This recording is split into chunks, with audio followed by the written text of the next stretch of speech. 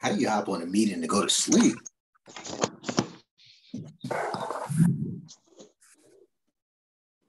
Hello, everybody. Hey. Hello, hello, hello. Hello. Ready to get this working? Hey. Hello. Sorry, I'm driving home from work, so Peace, I'm light, and trying to love. join the meeting. Hi.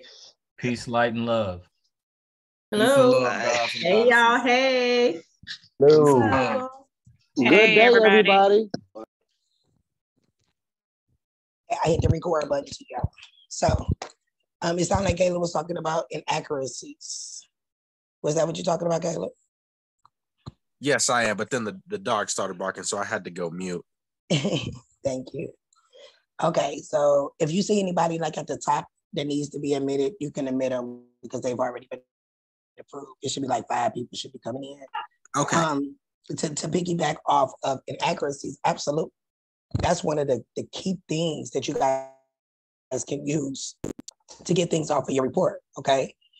That's why I said it would be good to pull your report from some place like Privacy Guard, Credit Smart, something like that, because let's just say you got a Capital One bill, right?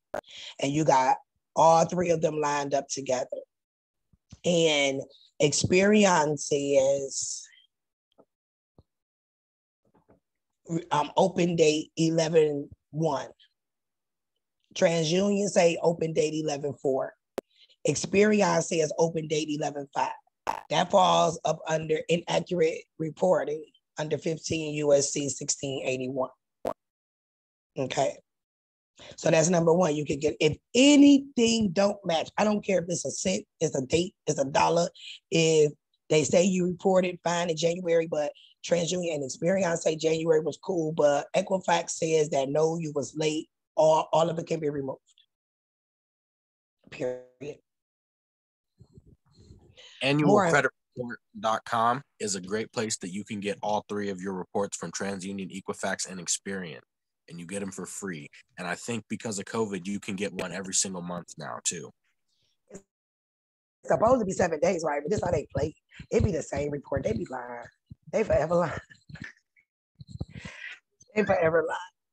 But yeah, it's supposed to be that you every 7 days you are able to get a new one, but it's going to say the same exact thing on there. But yeah, annual recorded credit report is a good one that you were able to get all 3. Caleb, do they show them side by side on that one? They don't I show them. haven't used that one in a long time. But you can download all your reports and print them out, and then you can look at them, look at each individual account and compare them that way. Now you can do that, but see, because I know that half of y'all lazy, right? So y'all not gonna do that.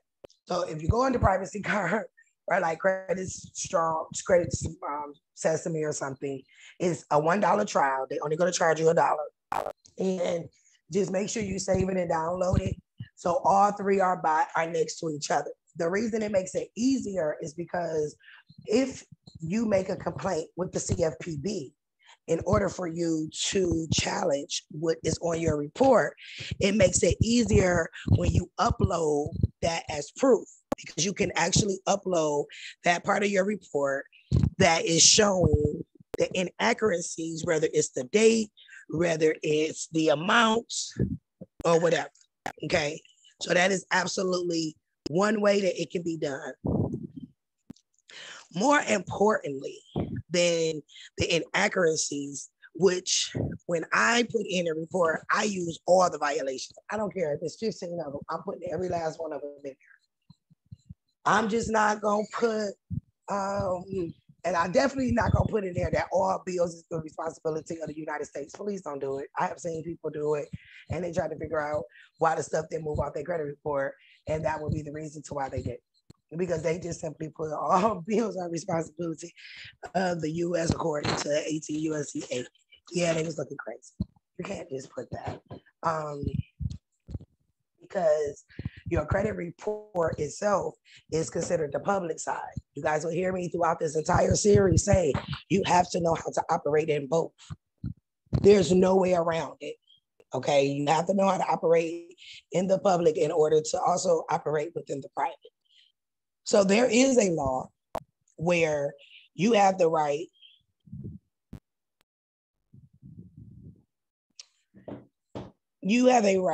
to opt out of anything on your credit report.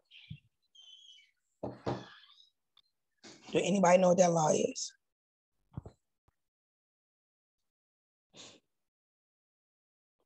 (15 U.S.C. 6508).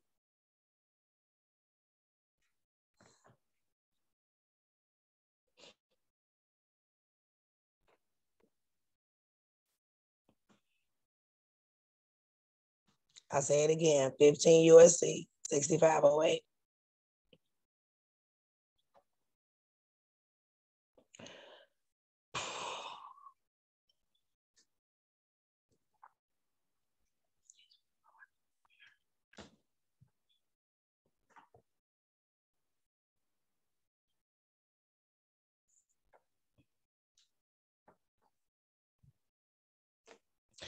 That law clearly states that you have the right to opt out of anything that's on your credit report. They are actually supposed to send you an opt-out request every 30 days. So you know how if you get a new bill collector that'll send you something in the mail and it'll say, if you respond to any, refute any of this debt, you got 30 days to contact us. What they were supposed to tell you is that you got the right to opt out. They gonna make it seem like you have to do all this extra stuff. No, you have the right to opt out. If any of you look at your credit card statements, anything dealing with your banking, inside of the terms and conditions within your banking, it clearly states that we do not provide your information to non-affiliates, right? So do y'all think that Experian, TransUnion, Equifax, and more importantly, early warning services, if you've never heard of early warning services, you might want to order that report. That's a bag. Your entire transaction banking history from the time that you've had a bank account from the age of 18 is within that report. That's $1,000 per transaction because that's a violation of your privacy.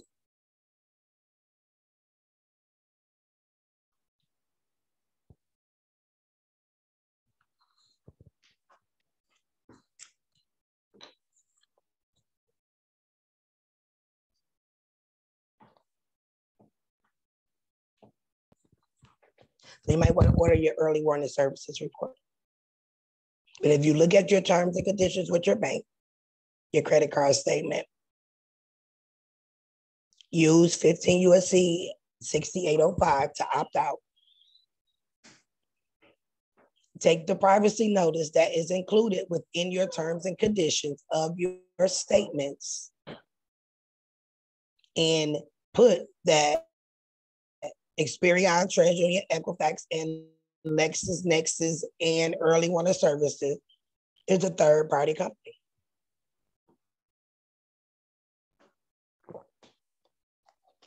Which means not only did your bank violate you under the Privacy Act and under the terms and conditions in which it is that they credit to you at the time of the account opening, the credit agency, reporting agencies did as well. That's a bad. So let's just say you had a credit card for 12 months. They have reported 12 months worth of payments. That's a $1,000 per violation. That's $12,000. Now that's just from the credit bureau. Don't for the credit a reporting agency. Hey, see, I know that's right, Caleb. Caleb, they put it up on the. You can share your screen, Caleb. Check at the bottom and share screen since you pulled it up for me already. Thank you. Oh, this is on my computer. I'm using the Zoom from my phone. Oh, okay. I'll pull it up. Okay. But y'all see that? 15 U.S.C. 6805, obligation in respect to the disclosures of personal information. It's 15 U.S.C. It starts at 6802 and it goes all the way to 6805.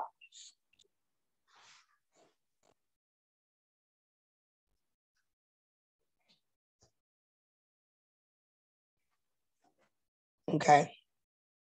So now you got a bag from the bureau, from the credit agency, and now your bank. How are you going to address your bank? Because the bank violated the terms with you because they said that they will not report. If anybody got any of your banking terms and conditions, they can pull it up. It's going to be a box on the box. They're talking about sharing your personal information, what you can opt out of because it's on there, and who is considered an affiliate and a non-affiliate. And we all know that none of them are affiliated, even though Bank of America, Wells Fargo, PNC, and Chase owns early warning services, but they're only investors. So that's still considered a non-affiliate. Now, when you call early warning services to tell them that you want to opt out, they're good for telling you that you can't, don't buy it. And they're good for telling you that your bank, when you ask them, well, who gave you authorization to have my information? They're going to say your bank. Tell them to prove it because your bank already just said that they don't give your information to non-affiliates. So how did the bank say that I approve for you to have my information? That's a bad. Because how many of y'all been turned down for a bank account and you don't know why? It was early warning services. Literally, whatever your nightly deposits are, whatever your nightly balance is, whatever your weekly deposits are, all of those are on your early warning services report. So that will be considered what's called a proof of claim. That is the claim that they have your private information without your permission.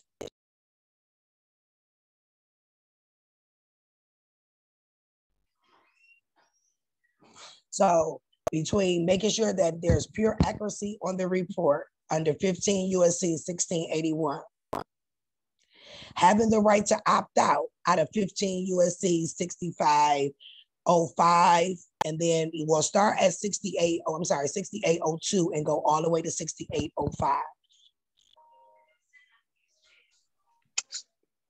So can I show something real quick to everybody? You absolutely can. I'm on Google right now. When you Google the Fair Credit Reporting Act, I want to show y'all a couple things. You see that FTC.gov? That's Federal Trade Commission. People kept asking me where to get it. You literally just Google it. This is the act. You click on the page, click on the PDF. And as you can see, Fair Credit Reporting Act 15 U.S.C. 1681. Now, it tells you everything right here. Short title, everything. Permissible purposes. That's 1681 B, I believe. So when it tells you down in 15 U.S. Code 1681 B that they can only do it with your written consent. I'm trying to find that. Hold on, let me see. B, it's on page 10. So you scroll down to page 10. Just like this. Right here. In general, they cannot furnish, they can furnish to your report under the following circumstances and no other. See right here, in accordance with the written instructions of the consumer to who it relates. This means that they cannot report without your consent, right? So that's one. When you are looking at this title here, you actually can go back to 6801 because that is the beginning of the title, right? The protection, right? It says, it is the policy of Congress that each financial institution has affirmative and continuing obligation to respect the privacy of its customers and protect the security of their non-public personal information. It tells you, if you click on the definition, that non-public personal information is any identifiable financial information provided by a consumer to a financial institution, resulting from any transaction with a consumer or any service performed. So everything you need is right in the definitions that they give you. Now, it tells you, I believe, under 6804 or 6802, they must not disclose it unless they give you an explanation of how you can exercise a non-disclosure option. You can opt out. That's under 15 US Code 6802. So when you click on 16 CFR 313, privacy of financial consumer information, look at the authority of it. It comes literally from 15 US Code 6801, which is this whole title. So even in the CFRs where it tells you here, 313 purpose and scope, right here, non-public personal information, it's the same exact thing. But when you go to 313.7, forms of opt-out notices, once again, it tells you you can opt out. You read the entire thing, I suggest you do, but when you scroll down to F here, you will see continuing right to opt out. A consumer may exercise the right to opt out at any time. So everything you need goes together. Same with the Fair Debt Collection Practices Act. You can find it right there. Click on the ftc.gov website. Then they should have a PDF, or if not, they have the entire thing right here, all online. I'm sure they have one that you can download as well. So that's all I wanted to show. Ooh. Thank you. And you can literally copy and paste that and put it into your CFPB report. And for those that was on the class last week, I told you guys to create a letter. So say it's T-Mobile that you're going after. They're the ones that's on your credit report, right? So it's T-Mobile. Create a letter. Because I told you, we sending letters is because we suing. So create a letter like you sent it to T-Mobile. It can say something just as simple as y'all ready? Get y'all pens and let me see y'all writing, and I'm gonna even slow it down for y'all because it don't have to be real technical, talk about no straw man, no none of that. People won't hear none of that. Okay, they not listening and they think you're crazy. But you can put it as simple as this: per the FCRA, as a federally protected consumer,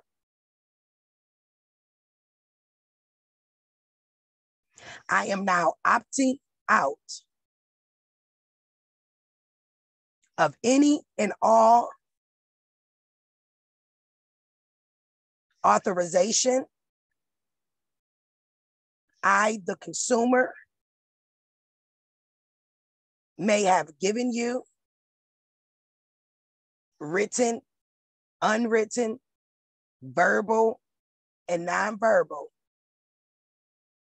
per 15 USC 6802. Period. Point and blank. That's it. Then you're going to create a CFPB complaint. And you're going to upload that letter.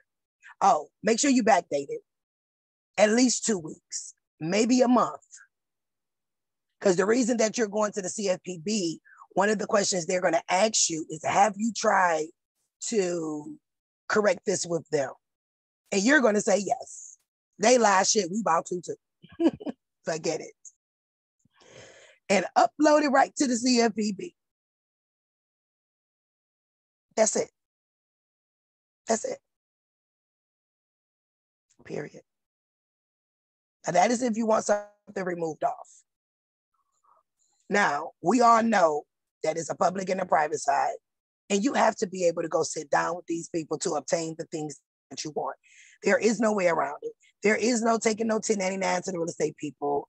Ain't no taking no 1099 to the car dealership. Talk about I'm a consumer. You're supposed to, ain't no none of that. Okay, it doesn't work that way. And I'm sorry that people have made you guys believe that it is that simple, but I am here to tell you that it's not. because you have to operate in the public and the private. So the public side is that I done went in there, they got to run your credit because got to get to your trust account, baby. Period. So that's why you fix your credit so that you can get the things that which it is that you need in the public. And then on the private side, you discharge it. This is how life is supposed to go. This is the matrix. Red pill, blue pill, guys. Red pill is the public side. The blue pill is the private side. Y'all should, after these classes, y'all should go watch that movie and watch it in different eye, with your one eye and not your two. There's a reason that Neo had to keep going back and forth through the matrix, because you have to know how to operate in the public and private. So we got to opt out. That's the major key thing. They cannot stop you from opting out.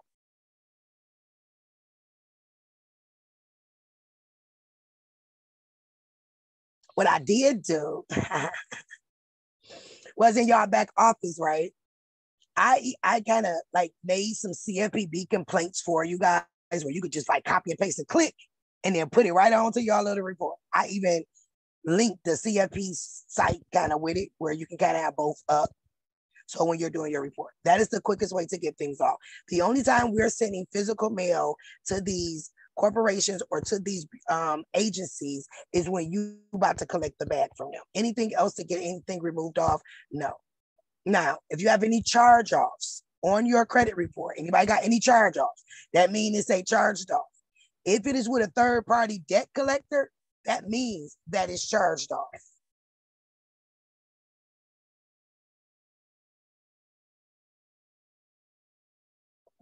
Okay?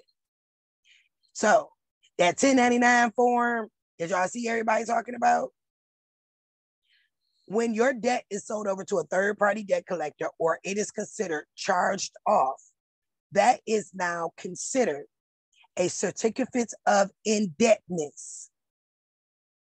Okay, certificate of indebtedness, which goes along with the 1099-C, the cancellation of a debt. But guess what else a charge off / certificate of indebtedness means? That it is now income. And income cannot be reported to your credit report. For all the inquiries that you may have on your credit report, you are going to use 15 USC 1681, permissible purposes.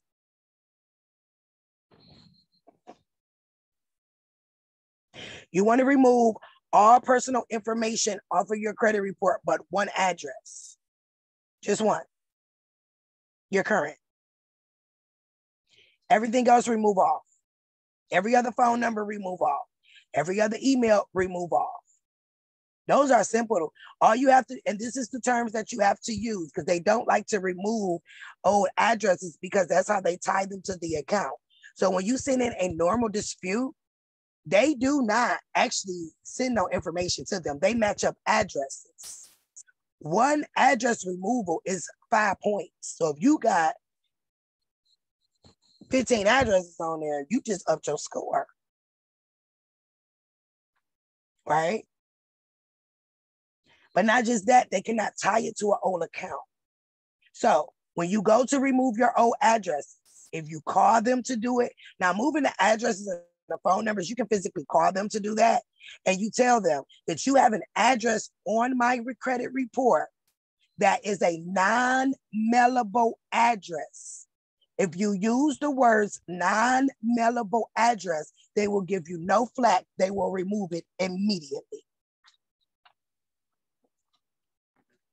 Now, you want to collect the bag, right? Everybody wants the bag.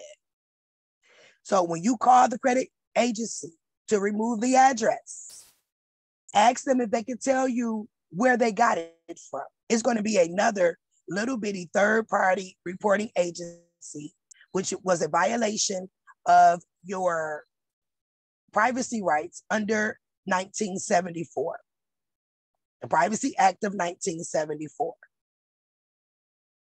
Any complaint that you do under the CFPB, you're going to add the Privacy Act of 1974 with it because that covers everything.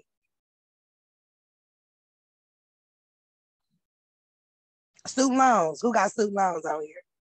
Probably hurting a mess out your credit report, ain't? People think you owe all this money and you do not. Well, number one, y'all see they doing the student loan forgiveness, right? But do you know that if you apply for the forgiveness and you got it, so say they forgave $78,000, do you know you're supposed to get a check for $78,000? Don't sit on y'all money. Whatever they forgave, they have to give you that back in a check. I'm telling y'all now, don't let them take your money, okay? That's why Biden said they're about to start sending out checks. That's your check. Whatever they forgave, that's your check. But to remove student loans, that is a violation of the Educational and Privacy Act. So when you signed up for student loans, you signed a Privacy Act form that said the school will not provide transaction history. That sounds like how much I owe you to any third-party companies. So to remove student loans completely off the report, use the Family and Educational Privacy Act of 1974.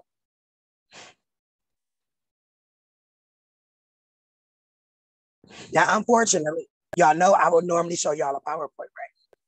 But I also know that my information, when it gets out, is always the recording. So if they have nothing but my voice and no PowerPoint, maybe they won't steal this one. But it's in y'all back office, though. Every law that I'm telling you guys is in your back office.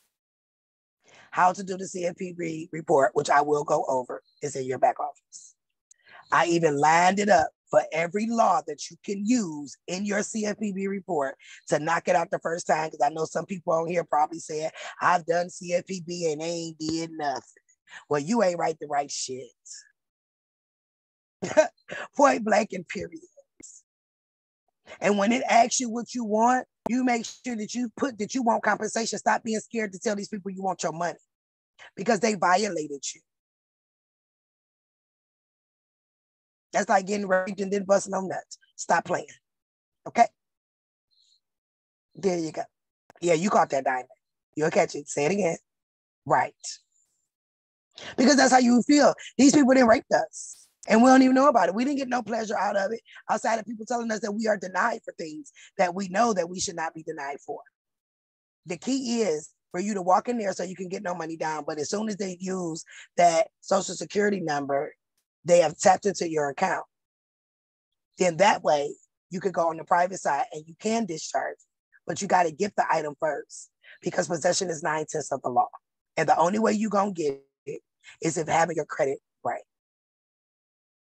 For y'all that came in on the call late, the last class that had no recording to it, the young lady took one of the laws I just named, and she physically called Experian. And before she can hang up, it wasn't no 24 to 48 hours. Her score jumped up 78 points. Opt out. Because just like you can opt out of T-Mobile, you can tell TransUnion, I opt out of you reporting. Now, I wouldn't advise that because then you're going to be walking around here with no score that they can't pull up and you won't be able to get nothing. That's not the goal. The goal is to go play the game with these people. Okay, I got a 750 credit score. Give me what it is that I want. And then on the back end, let's just say you went to Mercedes-Benz.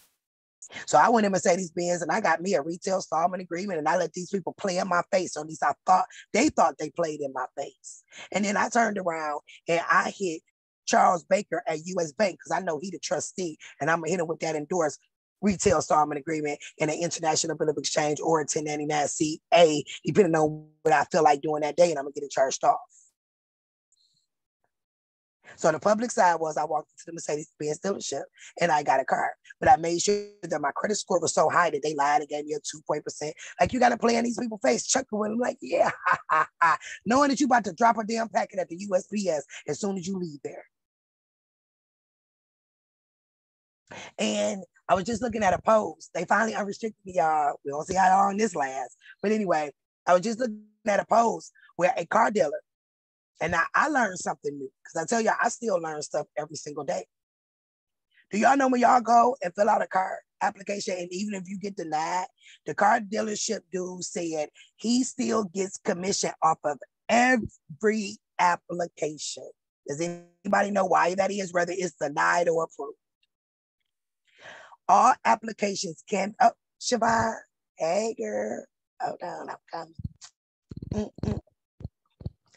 Hey, Siobhan. Hi, so it's because they ran our social security anyway. That's one reason. So y'all know that anything our social is on is security. She's absolutely right. The other reason is all applications can be transferred to a third party, whether they approved you or not. We all know that you was approved. So those car dealers don't care. How you think they stay operable with all them cars there? They not selling cars all year. People don't have money like that. Emilio? Did I pronounce that correctly? Yes. Don't me. Yes. Can you hear me? So yeah, Absolutely. so they supposedly transfer it to the bank, and then the bank transfers them the asset for the car for whatever the payment is. No. No? So you are right, but it's not for the car. Okay. For the It is document. I'm sorry, for the correct. document. And they guesstimate based off of their system how much that contract will be worth. So I did have the pleasure, y'all probably heard me say it before, of running one contract. Just one. It was a $627,000 house note. They sold that contract 10,000 times. So they guesstimate. And the thing about it is, when you go into the car dealership, guys, you are actually co-signing for the dealership under 16 CFR 444.1. You are co-signing for the dealership. They've already sold the title once. The car was the perk, guys. The house was the perk. You were supposed to get a check because you gave them a security. That's right, Mari. Yo, let me tell you something. If you write your name on a napkin and leave it on a table at Denny's and a banker pick it up, that's a security. We are the money. That's why they need us for everything, which is why they're trying to control our everything. But enough is enough of this. So we do CFPB complaints. The CFPB is there for our protection. They have made us scared of these people. We're not scared of these people no more. Use the CFP to your advantage. It works by a whole lot quicker. You can literally have a 700 score in 30 days. In you guys' back office, I also show you how to add credit to your credit, because you got to go sit down with these people. Now, all 186 people that's in this room, I need for you to take your name and create a business out of it. I need you, every last one of you. Why not? Because they created a business out of you, correct? So why you not? Everybody, please go under the irs.gov and get an EIN number. The name of your business is whatever your name is. Siobhan Tingle, whatever your middle, put your middle in between that Tingle, and there you go. And put LLC behind it. They created a business out of you. Why won't you do the same thing and capitalize off of it? I told y'all the name of the game is not us trying to beat the system. We are joining the system because we are the key players, and that is what I show you to do. It works a lot better. They do not argue with you. I've seen the people, like I'll never forget the one guy in my last class. He was big dog. He had got that 2022 expedition fully loaded. Signed for it, put $1,000 down for it, got the keys, and then gonna turn around, right? And gonna hand the dealer, the finance manager, the contract. So I'm about to rescind this under 15 USA 1692. Didn't I tell y'all he signed for it and they had the keys? That manager snatched them keys out of his hand and tore up the contract and told him to get out. I laughed because I said, you funny. Why you think that would work anyway? I got some stories for y'all. Yes. Because guess what? He did it with the wrong person. He did it with the wrong person. Y'all that's trying to do these recensions, y'all ain't doing it right. Y'all will learn that in the class on the 29th. because your contract is factor. But the key is you want to be able to sit down with these people and you want to be able to get the credit cards you want. You want to be able to get the financing that you want. And then you want to, on the private side, be able to discharge it. But you can't do that if your credit is not good. So turn your all caps name into a business, a LLC. Preferably that when you first register your business, you do it in another state that you don't live in, preferably Delaware, because Delaware is a private state. And then you registered in the state that you do live in as a foreign limited liability company. Play the game with the people. And then do you know that if you create an LLC out of your all caps name, you as an LLC can put credit onto your credit report? All you gotta do is file a UCC1. The UCC1 will be filed in your LLC name. You put, say that you gave your regular name a $200,000 loan, and after 90 days file a UCC3. Now the bank think you just paid off a $90,000 loan. That's what they do. It works. I promise y'all it works.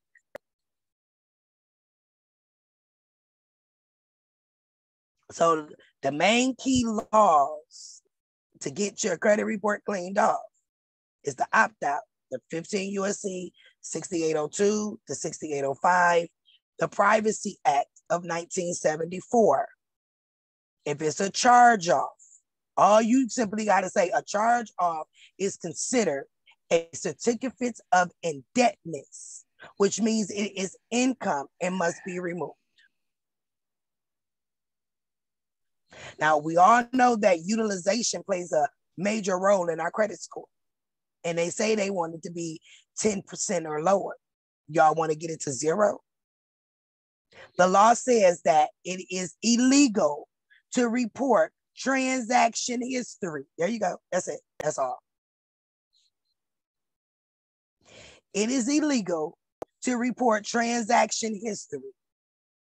So that's how you keep an account on your credit report. Make it, I don't care if you've been late the whole time you had it. That'll update it to paid as agreed. And now your utilization is 0. Your score just shot up 50 points. Now you can go get that dream car you want. Go get all them loans you want for Christmas and whatever else. And then turn around and discharge them, because on the 29th, y'all gonna know how to discharge, throw people in arbitration, do not pay, do not collect. That is the point. That's why it went into series from fix your credit first, so you can go sit down with these folks. And then the next class is gonna show you how not to have to pay these folks. But they ain't got to come and repo it. They ain't cutting your lights off. They ain't stealing your kids, because possession is 9/10 of the law. Once you got that thing, like dude was dumb. He should at least drove off the lot first and went back in talking about some recension. At that point, it would have been nothing they could do. Like, he called grown-ass man, truck driver, called me crying. Oh, they took it. I say, and they ain't giving me my $1,000 back. I said, because you the crazy one, because that ain't what I said, dude.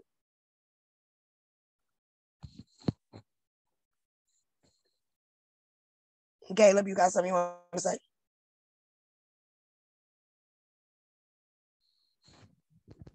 Yes, I'm actually pulling it up right here. I got everything on my screen. I'm about to show everybody. I am looking for a very specific one as well. I just need a second here. Unless here. And while he's looking that up, make sure you get a current copy of your report, because when stuff start falling off, that's your proof of claim. Inside of you guys' back office, I have put the direct contact number of the person that you're going to send that nice bill to at each one of those agencies, okay? Every last one of them, including their trustee. Now, the law says it's $1,000 per transaction, but did you suffer emotional damage when you tried to go get that caravan for your 9 babies and they told you that you couldn't? What is the price of that? The law says only $1,000 per violation. It said nothing about your pain and suffering, humiliation, because they humiliated you, talking about you need $12,000 down on the $13,000 car. Put a price to it, y'all. Put a price to it. So in your back office, there are particular people that things have to go to in order for you to collect the bag, okay? And I have put their direct information with their address, how it's supposed to be sealed up and mailed up in your back office. Okay, so this is what I was going to show.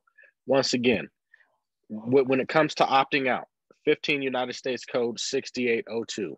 I suggest you read the whole chapter from 6801 to 6805. And it even tells you in 6805, which is why we're going to go back there right now, that the Consumer Finance Protection Bureau is the one who has to enforce this act, okay? So like I said, I would go ahead, copy this, put it into a complaint. Now I'll show you. This is an example of a complaint that I submitted here against these people here. And as you can see, I go in depth.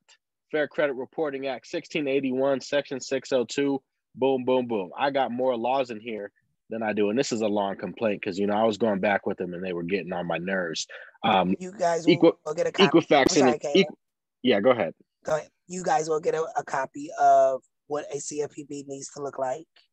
And I did categorize it, depending on what type of bill it is, because I like y'all. I did categorize it depending on what type of bill, and y'all literally will be able to copy and paste it. Like, I made it so easy for y'all. So if y'all 186 people don't have no 700 score, I'm gonna really be mad at y'all because there's just no way for it just not to happen, period. But go ahead. All right, next, 16 CFR 313. This is the one, right? 313.7 tells you all about opt-out, how you get your opt-out notices, your continuing right to opt-out. Again, I would look at the whole chapter, 313, Privacy of Consumer Financial Information. It's really short. This is the authority of it here. And Repeat this one that as well. act one more time for them. 16 CFR 313. So now And y'all also, hear that we are calling out USCs and CFRs. It is important for you to put both. Why? Because the CFR means it's coded in the Federal Register, which means the president signed it. The USC, United States Code, is the code to back up that law.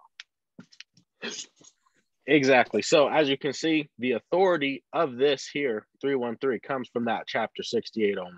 Right. So when you mention those, I would mention them together. Now, you can find all the information that you need under the Fair Credit Reporting Act, right? Which is 15 United States Code 1681. Okay. So this is everything that they can and can't do. Everything. It talks about identity theft, prevention of information. If they get it by stealing your information, disclosures to customers, everything is in here that you're going to need, right? Then you can also get the Fair Debt Collection Practices Act, which will help, you know, with third-party collections, et cetera. The 16 CFR 433.1 definitions. There's also 433.2 and 3, right? Preservation of consumers' claims and defenses against unfair or deceptive practices, because they do this all the time. So this is also something that you can use as well. Exemption of sellers taking or receiving, right here. Go ahead. And that 433.2 at 16 CFR 433.2 is on every last one of your retail installment agreements. That 10-point bold print where it tells you that any holder who's the holder of the consumer credit contract is you. If you got a copy of that contract, you are the holder. It clearly says that you can uphold your rights. Now, if any of you guys have tried to do it before. See that? See that right there? There it is. That's on every last one of your contracts. It's in 16 CFR 433.2. So then you might get a company say, well, that doesn't apply to us. 16 CFR 433.3 says that if that contract was written after 1979, November the 1st, if I'm not mistaken, 1979, it applies right to here. them. There it is. Boom. And it's crazy that they say it doesn't apply to them, right? But they put all the little TILA stuff on there, the finance charge on there, but then they tell you that it don't apply to them. Okay, so now which one is it, ma'am or sir? Does it apply or does it not? And if it doesn't apply, why is it on this contract? Because they said you don't read. Take a look at the definition of open-end credit. Boom. What are you really applying for? They're committing language fraud. So you just got to go read their words, and that's how you get your remedy. Right and there. As he said, they're committing language fraud, right? But if you pulled any of their 10K or 8K forms, at the very, very top, after they list all of their EIN number and all the important addresses and the important people, it says that they signed in their security agreement with the security exchange under 17 CFR 424 that they will not commit language fraud. It also says that they will not do solicitation. So if you look at your credit report and you see something at the bottom in inquiries and it says promotional inquiries, do y'all know what that is? So what a promotional inquiry is, let's say we're gonna say Capital One. Capital One tap TransUnion on the shoulder and say, hey, we got some people we can send some pre-authorizations to. Well, and then TransUnion say, yeah, I'm gonna give you a sneak peek and let you peek at their credit report. That's a violation. Did you tell them they could do that? That's a bad $1,000. As you can see right there, this is the Form 8K. Let's open this for Apple. I just pulled this up. And as you can see right here, it's all here. They tell you. Written communications, written pursuant to the rule under Securities Act here. All of it. Yeah. So when I tell you guys, they physically tell you every single thing that they are supposed to do, they're not supposed to do, is in their forms. You just have to know how to properly read their forms and understand what it is that you're reading. But you can always use their words against them, and it's nothing that they can do about it. Point blank and period. It's like you guys will learn on the 29th, for y'all who's trying to rescind your car note, that it told you how to do it in your contract. Like we're gonna physically on live I'm gonna go through an entire car contract with you. I'm gonna tell you where you told them they could keep the money. I'm gonna tell you where you told them they could transfer it to everybody and their mama across seas. And I'm gonna show you where 16 CFR 433.2 is in there. And then I'm gonna even show you where they said that if you find out that anything is illegal with this contract, how to get out of it. It tells you how to get out of it. It even tells you what address to send it to. And at the moment that you throw it in arbitration, you are now in a do not pay, do not collect status.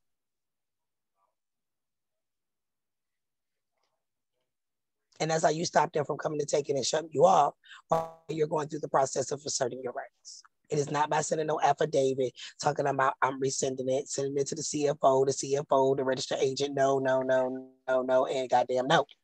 It tells you in every contract that you have signed has an arbitration agreement in it. The good thing about that is on March the 3rd of 2022, and it took effect on November the 1st of 2022. Y'all see why I get tired? Because I don't stop learning. I got to stay up to date for y'all. So on March the 3rd of 2022, they have removed the arbitration law, which means there can no longer be arbitration clauses in any other retail installment agreements. Now, what does that do for people who already signed a contract? You still have to abide by arbitration, but you ain't hear from me, but you heard it from me, that because they had to take away the arbitration clause, they had to set up a new terms and conditions. Call your company all nice and sweet and say, hey, can you send me a new updated terms and conditions for me to sign? And at the moment that you sign it, you ain't got to do arbitration no more. Because the only reason that they made you go into arbitration is because Title 12 states that anytime you're dealing with securities, and we all know what securities are, right? That it is an automatic federal court case. But they know that if you take them in federal court, they're going to lose. So that's why they came up with arbitration, to stop people from going to federal court. But if the arbitration is now removed, you can definitely threaten them with federal court and they will definitely comply with you guys very quickly. And we'll be going over that next week. So to clean your credit report off is very, very easy. It is no more than what we just said. And if it is structured properly on the CFPB, which you guys will see within your back office exactly, I made sure I put like each page of the CFPB, how to fill it out, how to make sure you tag all of the companies in there, and then you got to copy, paste, and click of whatever law that's going to fit what you throwing in there for you to be able to do. And now, if you look at your screen, sorry, can I go ahead real quick? Yes, go. Yeah, so this is the Family Educational Rights of Privacy Act, right? Because I know there's going to be people who are like, I couldn't find it. This is for student loans. It is also 20 USC 1232G and 34 CFR 99. And as you can see, it protects the laws and privacy of you as the consumer, right? So then the Privacy Act of 1974 is also going to be found under 5 USC 5528. You can download the act from the Justice Department or anywhere that really has it if you just Google it, but it's also 5 USC 5528. So you got 2 places to look for that as well. And that's all I got. Perfect. And if you got one, so the law he just said, the 5 USC 5228, if you want to go a little deeper, if you're dealing with some of these companies that just don't want to budge, at that point, you can do an FTC, the F, the T, the C report for identity theft. Why? Because under 5 USC 522A, it says that we are not supposed to give our social security number out to anybody. That's what it says. That is honestly why credit profile numbers, CPNs, are legal. Because it says that if they ain't the government, you are not to give out your social security number at all. Use that to your advantage. No, Diamond. Diamond, go. Diamond, you okay? Is anybody there with her? She having a seizure, y'all.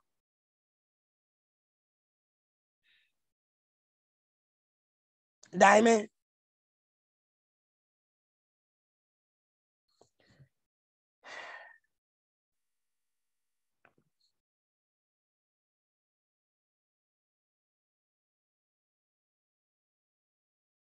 Like that, as a nurse, that really bothers me because I'm nowhere near to help her.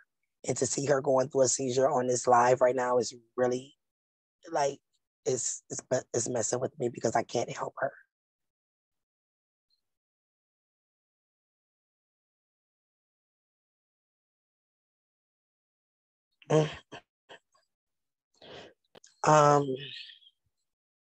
Diamond, she coming back. Diamond, you could go ahead and log off, darling. I will call you tomorrow. Okay.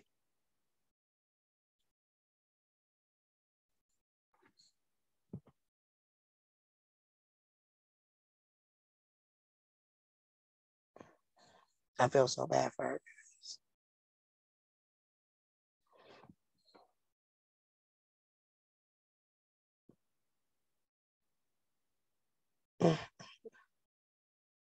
Father God, please send your strength to her. Please send your strength to her. Like, I am such an empath, y'all. Like, I really don't like people, but I'm such an empath. Like, people touch me, but I just don't like people, but they touch me. And that's really bothering me. And I don't want to seem like I'm being insensitive to keep going. But it's nothing that I can do to help her. When she comes back to, I'll let her log off. I'll work with her personally because sitting in front of the computer screen too long will activate seizures depending on the type that you have. And through it all, she wants this information. She wants to free her family. And she is on every call, and she's had seizures before, but this is the first physical time that I've physically seen it on camera. So Diamond, when you're done, you can log off, darling. I'll keep an eye on your thing. So when I see you come all the way back through. So guys, we're going to use these agencies that they have tried to scare us with to help us. Okay, because that's what the Consumer Financial Protection Bureau is there for, as well as the FTC is there to assist us with these companies. See, when you write them an actual letter and you mail it to them, nobody knows that but you and them. But when you get to involve in government, the real governmental agencies that are there for the protection of us, they move a little different, they move a little quicker. Because now, not only do they have to answer to you, they also now have to answer to the CFPB or the FTC as well. Okay, some people, it may say that, oh, the CFPB closed my complaint, but they really didn't. What happens is So we'll use Midland Financial. So many people have made a complaint against Midland. That is how they do their class actions, because so many people have made a complaint. So they need to know what's happening by doing those complaints. And normally the companies, if the complaint is structured properly, which it will be, because y'all my people, so it's gonna be right, they will move very quickly. And then them removing it after your complaint is done, them removing it, that is what your proof of claim is. So you can prove that they had it there illegally, and then that's how you collect the bag. Now, don't get all outrageous talking about send me $100 million from TransUnion. They not gonna do it. You know what I'm saying? They're gonna try to bargain with you, but it's a lady over TransUnion. She normally pay you out real quick, very quickly. So we don't just penalize them. It's not just enough for them taking it off our report, because how many people couldn't buy a house, or they couldn't get a car, or get the necessities that they need, despite the fact that everything is supposed to be free, because these people assumed the role, because Congress say that they assumed the role to hold our information. Well, I assume that your ass is doing it wrong, and you going to take it off so that I can go obtain the items that I need on the public side, so I can go and discharge it off on the private side. Point blank and period. Which you guys will learn how to do that within this process, okay? So I will answer a few questions. As I said, on you guys' back office, I put a link to the CFPB. I put some examples of how the report's supposed to be written. I even showed you there's a way that you can actually do a search of a company of all the complaints that has ever been written by individuals like me. I always get mine published, where a person can go back and read them, pull stuff out of them damn reports that look like it fits your stuff, and put it on yours and make it do what it do. Cleaning your credit is not as hard as people try to make it be. It is really that simple. But that opt-out is your life. Go ahead, Kayla. Right on the CFPB research and reports, they even have a section of consumer education where you can actually get a bunch of stuff, but you can actually look at filed reports, and you can search companies, you can search everything. So if you feel like your company has a lot, like if I want to search Experian right on there, and it pulls up research and reports, I can see, oh wait, no, this isn't it. But the point I'm trying to make is you can go on there and you can search up reports, and it'll pull up every report that's been made against the company. And you can see that for all types of companies. Yeah.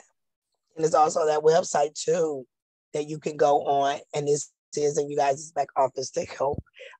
It's a website you can go on and see the companies that have been sued. So a girl got $300,000 from Wells Fargo in a consumer lawsuit because they failed to tell her that all calls are monitored and recorded for quality and training purposes. You can literally sit and go through those cases, see if it was a consumer case, see how much that bank paid out, use that case to your advantage. You can see the whole case. If they paid that person out for it, why they ain't gonna pay you out for it? Especially if you can use reference to that case, because using case law is common law. Okay. So I'll answer a few questions. John, your question. Yes, I do. I was just wanting to make sure that I caught up on a few things that you said. So you started off with inaccuracy reporting with 15 USC 1681. You went through and said get all three reports, not a problem. Then you said to create the letter, you gave us the verbiage for the letter per 15 USC 6802. You said it would be a CFPD complaint. Now I understand that you're going to make a back office for us and give us access to that, so I don't think I have a question here. But is the opt-out letter, does that go to the company in question, like the bank, or does that go to the credit reporting agency? Because you said if you send it to the credit reporting agency, it'll go blank and then they'll have nothing to go back on. So I'm kind of curious on, I might have missed a step in there somewhere. It's okay. So what happens is when you do the CFPB complaint, it's going to ask you, are there other parties involved before you submit it? So let's just say you got something on all three reports. So you ain't got to do three separate ones. You'll add everybody involved from the third party collection agency to all of the reporting agencies. That way they'll all be tagged on the same complaint. Okay. Okay, and that is closer to the end of filing the CFPB complaint. It's closer to that end. But as I said, I actually filled out a whole complaint and I did the screenshots of the well page so you guys will know how it looked, what you're supposed to put where, and things of that magnitude to make sure that the first time you send it will be the only time you need to send it. Okay. Okay. Okay. Wonderful. Can you give me more, or is it just one per? Go ahead. Okay, so you talked about the non-mailable addresses, how to call them up and tell them that it was a violation of the Privacy Act of 1974. So I was good on that. So wait, now the non-mailable address, that is to get your personal information. You only want to have one address and one phone number reporting. So the fastest way to get that off is say that you see addresses on your report that are considered non-mailable addresses, so you can't receive any mail there.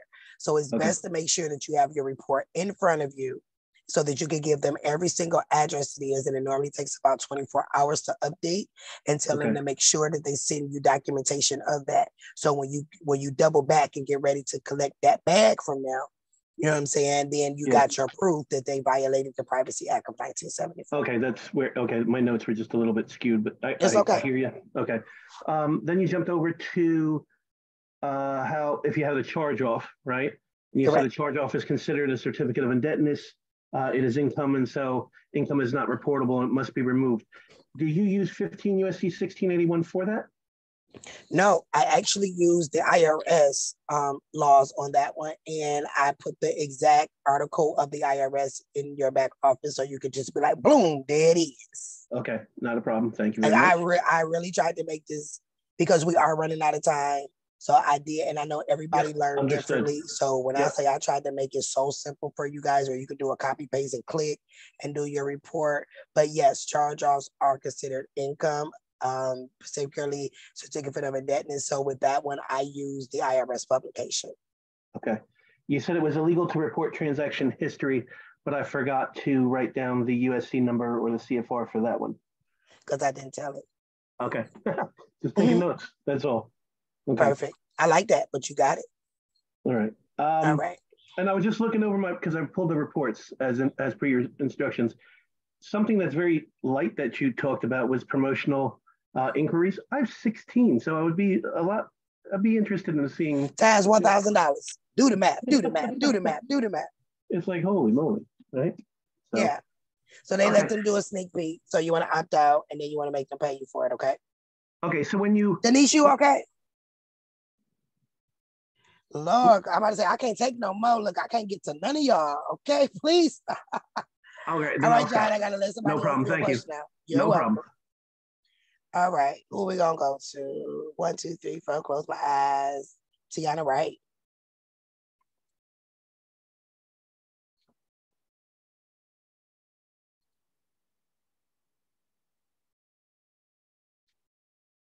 Alrighty. My good friend Shaquita. Hey, Shaquita. You can. Did you hit? Okay, there you go. Hello, can you hear me? Absolutely. I just had a simple question about when do you expect to have the back office available? You guys will have your back office by Friday. Might be before that. If you don't have it on Friday, I don't want a single email sent asking about it. It'll get sent to you when it gets sent to you. I just want to say that right now. If it is not there on Friday, do not send an email asking where it is. It will get sent to you when it gets sent to you.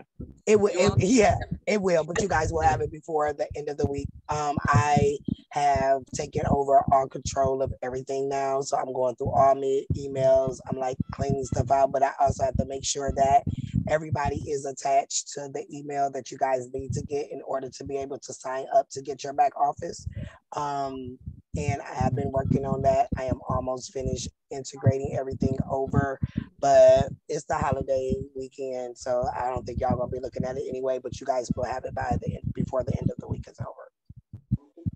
Okay, that was my only question. Perfect. All righty. Chauncey.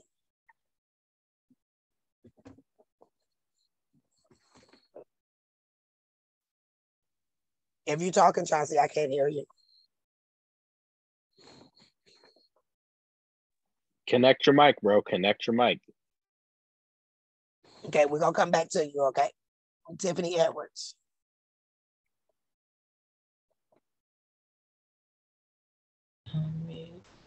Hey, Miss Tamika, how you doing? I am absolutely wonderful. How are you?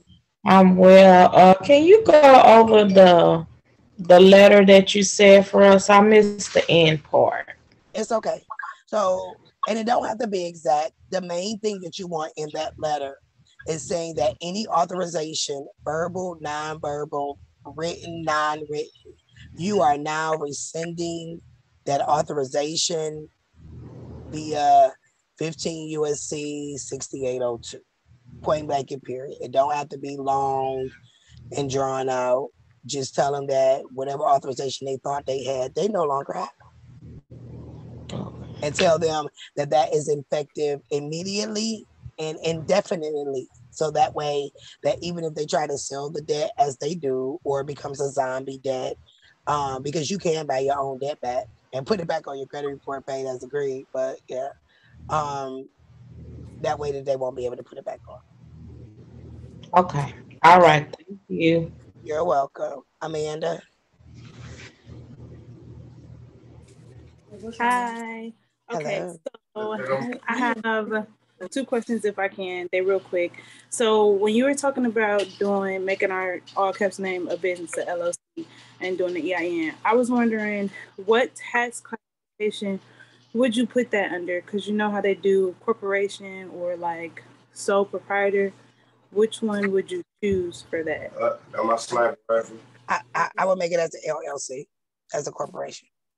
Okay, as a corporation. And then when they ask you for what reasons, put banking purposes. Okay, so when it says LLC is planning to elect corporation tax structure, do that one. Correct. Okay, gotcha. And then it's going to ask you when did this business become available.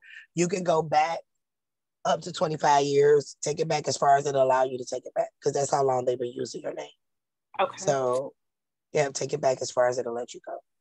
Okay. And my other question is, what about incorrect names on your credit report? Like, me and my sister have a similar name. She be using my name. So I have like a bunch of different names on my credit report. Hold on one second. I don't know who that is, but can you mute yourself on this, please? Hold on. Please, and thank you. Yeah, I have different names on there, like multiple names, like not even the correct spellings and things. So that's the same way when you call to get the address taken off. You let them know that you see some names and some spellings that are not yours. You only want to have one spelling of your name on there, one address, and one phone number. So when it comes to taking your names and your personal information off, that is one of the easiest things that they will allow you to do. They give you no flack on that. So just when you go to get the address and say, hey, I see some spellings of my names that is not me, they're going to ask you which one. So please make sure that you have your report pulled up on there, and then they will remove them. Okay. I don't know where she went, but I know she heard me. Cassandra Richardson. Hello, how you doing? I'm great. So I have one question. Let's say you don't have nothing on your credit and you try to like apply for a credit card or something, and they constantly like will deny you. I was just trying to figure out how do I add credit. So you need to do credit builders like Self-Lender, Credit Strong, a secure credit card. And then that will get you to adding credit to your credit report. You could also do a trade line.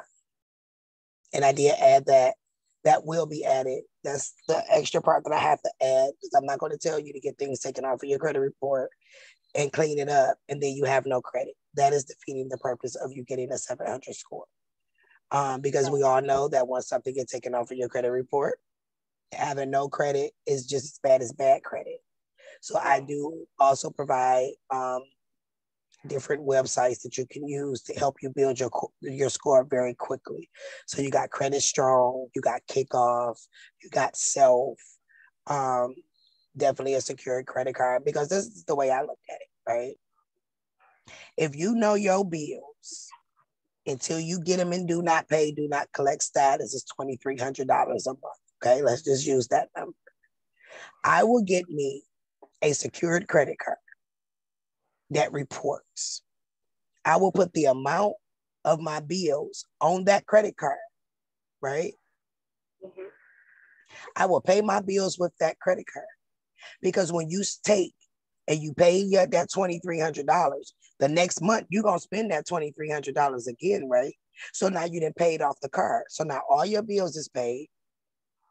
It's reported to your credit report as accurate, and you have literally recycled the same $2,300 over and over and over again, because it's the same $2,300.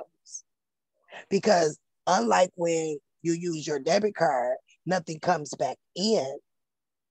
If you use a credit card and you pay it, you have access right back to that money again. So you're not losing. Unlike with a debit card, now you got to go back out here and make that money all over again. It's about joining them and doing this smart. Get you a secure credit card that's going to report to your credit report. Put your amount of your bills that you know for an absolute fact, whether it's rent or whatever, put it on your credit, put it on that card, and pay the bills with that card. When it's time to pay that light bill or gas bill again, instead of taking the $50 and pay it straight to the light bill, you take that $50, you pay your credit card bill, boom. Now my credit score just went up because it said I paid my bill on time. And then you pay your credit, your light bill with that. When you pay the $50 back, the money is back there to use again. And that's how you do that. Okay. Okay? Thank you. You're welcome. But I did make sure I added some things that you guys can use while you're in the process of removing stuff and updating things on your credit report. That way you can add credit to it so that you can get to the score that you need, so you guys can go obtain the items that you need and then discharge it off. Okay. Kim C, I don't know if I pronounced that right. Did I pronounce it right? No, it's Kim Say. Kim Say. All right. Hi, Kim Say. Hi, thank you very much. My question is about the giving yourself credit if you have a company. You said to file a UCC-1 that says that you've given yourself a loan, but I wanted to make sure, is it a UCC-3 that says like in 90 days it was paid off? Correct. Okay, that was it. So you'll do the UCC-1, and you can do that from business to person or business to business. Like if you got more than one business, you can give yourself business credit that way. So what you do is, under your business name, you're going to file a UCC-1 saying that your business gave your personal this certain amount of funds. And then in 90 days or so, you will file a release of lien showing that they paid it off as a group. You can actually go in there every month too on that UCC-1 and update it and say payment made. So that way it'll also report to your credit report. For those of you that are paying rent and your rent on time, you can add a rent reporting to your credit report. If your rent ain't on time, you better find your cousin and be like, hey, rent report is gonna call you. Can you say you was my landlord and that I was there with you for 2 years, baby? It's all about figuring out how to do it, okay? Yes, you can do that. Find you one of them hood houses that ain't got nobody in it, use that address, okay? And like straight up. And they can report back 2 years. That's a 100-point increase very quickly. Say I lived there for 2 years. They ain't gonna do nothing but call them and say, hey, did this person live there and did they pay on time? And they gonna say yes, boom, there you go, 100-point increase. Go back 2 years, pay that one-time fee so they can go back 2 years for you, and there you go. It's about outthinking and outsmarting these people because they think that we crazy and we dumb. So let's show them that we not, because guess what? That's what they did. That's what Donald Trump did. If you go pull the UCC ones on every one of Donald Trump businesses, you will see that Donald Trump businesses loan money to each one of his other businesses. And then he used that to go and get banking capital under the business name, which is why I told y'all to create a business out of your EIN, your name. Create a business out of that and start using other people's money. They got $50,000 no-doc loans, all type of stuff. When y'all filling out these applications and it come to your income, do you know that includes all the income for everybody in your house? If the fish make money, if the dog make money, you can put that in there. It says all income. But see, with the business credit, you can say projected. You can say, I project because, you know, whatever made you do the projection, I project that my business is going to make $350,000 this year. That is what you're supposed to put on the application. And everybody's income in the house is the number that goes on any of these applications that you guys are filling out. We just been filling out stuff wrong, but we're going to fix that. All right, Julia. Hey, so I have a question. I wanted to know, okay, so for instance, I have a car loan that's charged off, right? And I wanted to know, do I need to send anything to Ally for them to like, Ally Financial for them to deal with the debt, or does it not matter? What you mean? Okay, so remember what you said? A charge off is considered income? Right. It's considered income. And I never received a 1099-C or anything like that, so I couldn't claim it as income. They just charged it off. So I wanted to know, do I need to send them anything, or do I just focus on the credit report? So are you trying to just get it off of the credit report? Well, really, I kind of wanted to update it because I wanted to keep it on there since I've had it since 2018. So I wanted to see if I could get it like paid as agreed, but I don't know if they're going to go for that. So what you do is that you will use the law that says they cannot report transaction history. Okay. So with that, it's going to show on there that every month that it was paid as agreed. And then that way it will not come off. So in your report, don't ask for a removal. Ask for updated paid as agreed. Updated paid as agreed. And you could do that for all charge-offs? Like if you have like a good history with a credit card or whatever, you could do that for that too, right? Yes, you can do this for anything that's on your report, because none of it's supposed to be reporting properly, because every 30 days before they report, they are supposed to ask you and give you the right to opt out, and they have not done it. Okay. The opt-out law is very strong. You're welcome. Jamil?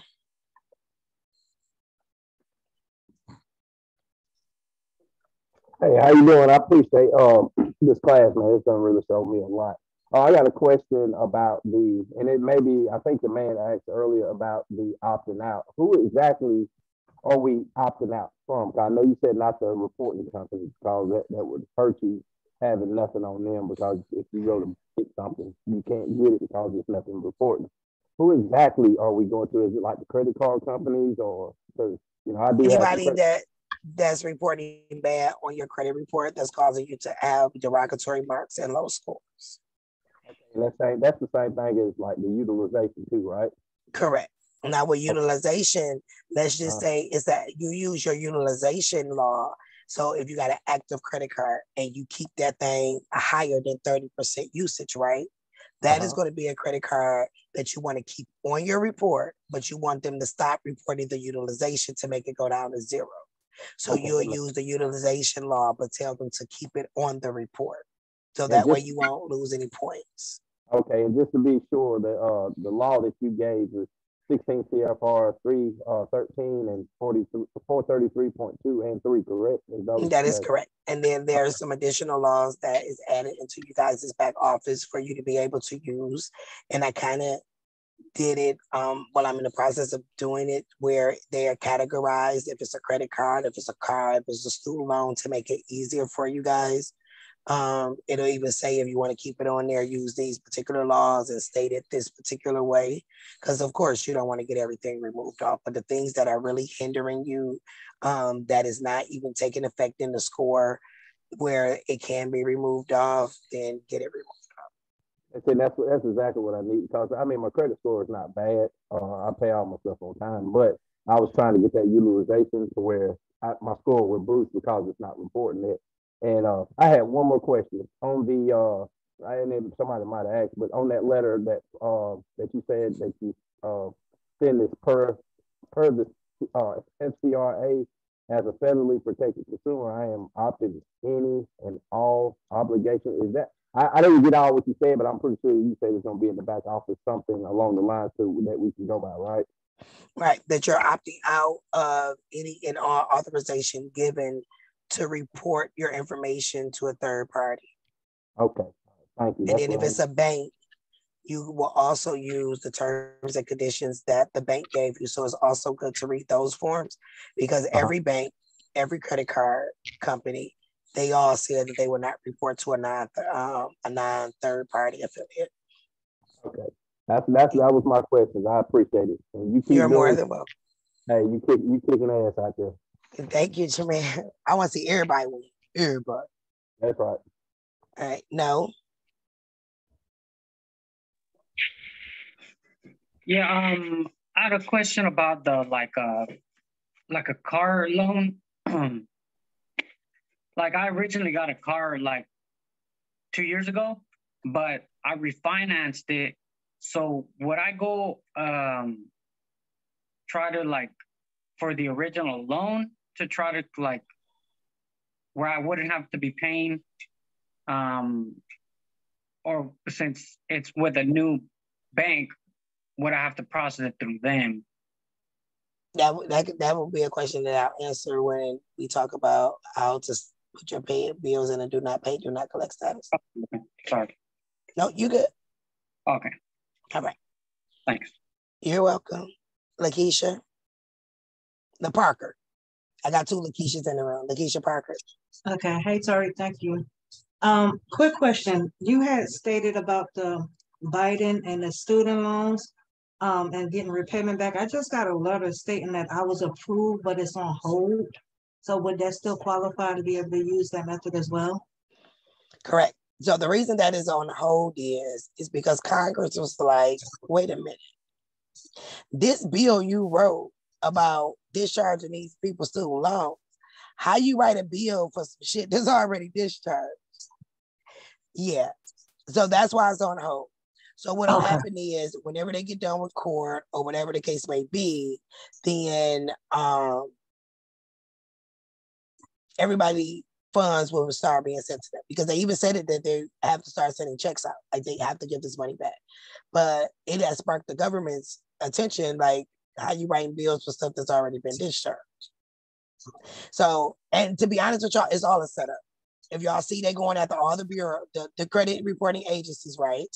Now they going after all the banks. So what they're going to say is that we realize that we gave them authority that they shouldn't have. Now we got to roll out this old social credit system. Don't think that they're going after these people because they caring about us now. They got to make it seem like they do. They know that they've been stealing. Hell, they've been helping them steal. But in order to roll out this new social credit score system that if you jaywalk, they're going to take your money out your bank. Like, seriously, you know, they got to make it seem like they're now finding these companies and, oh, they're getting your information and stuff like that. So they don't fall for the okie doke, because they always, that's the overlay for the underplay, babe. For real, for real. But no, you'll still get it as soon as they take it off hold, okay?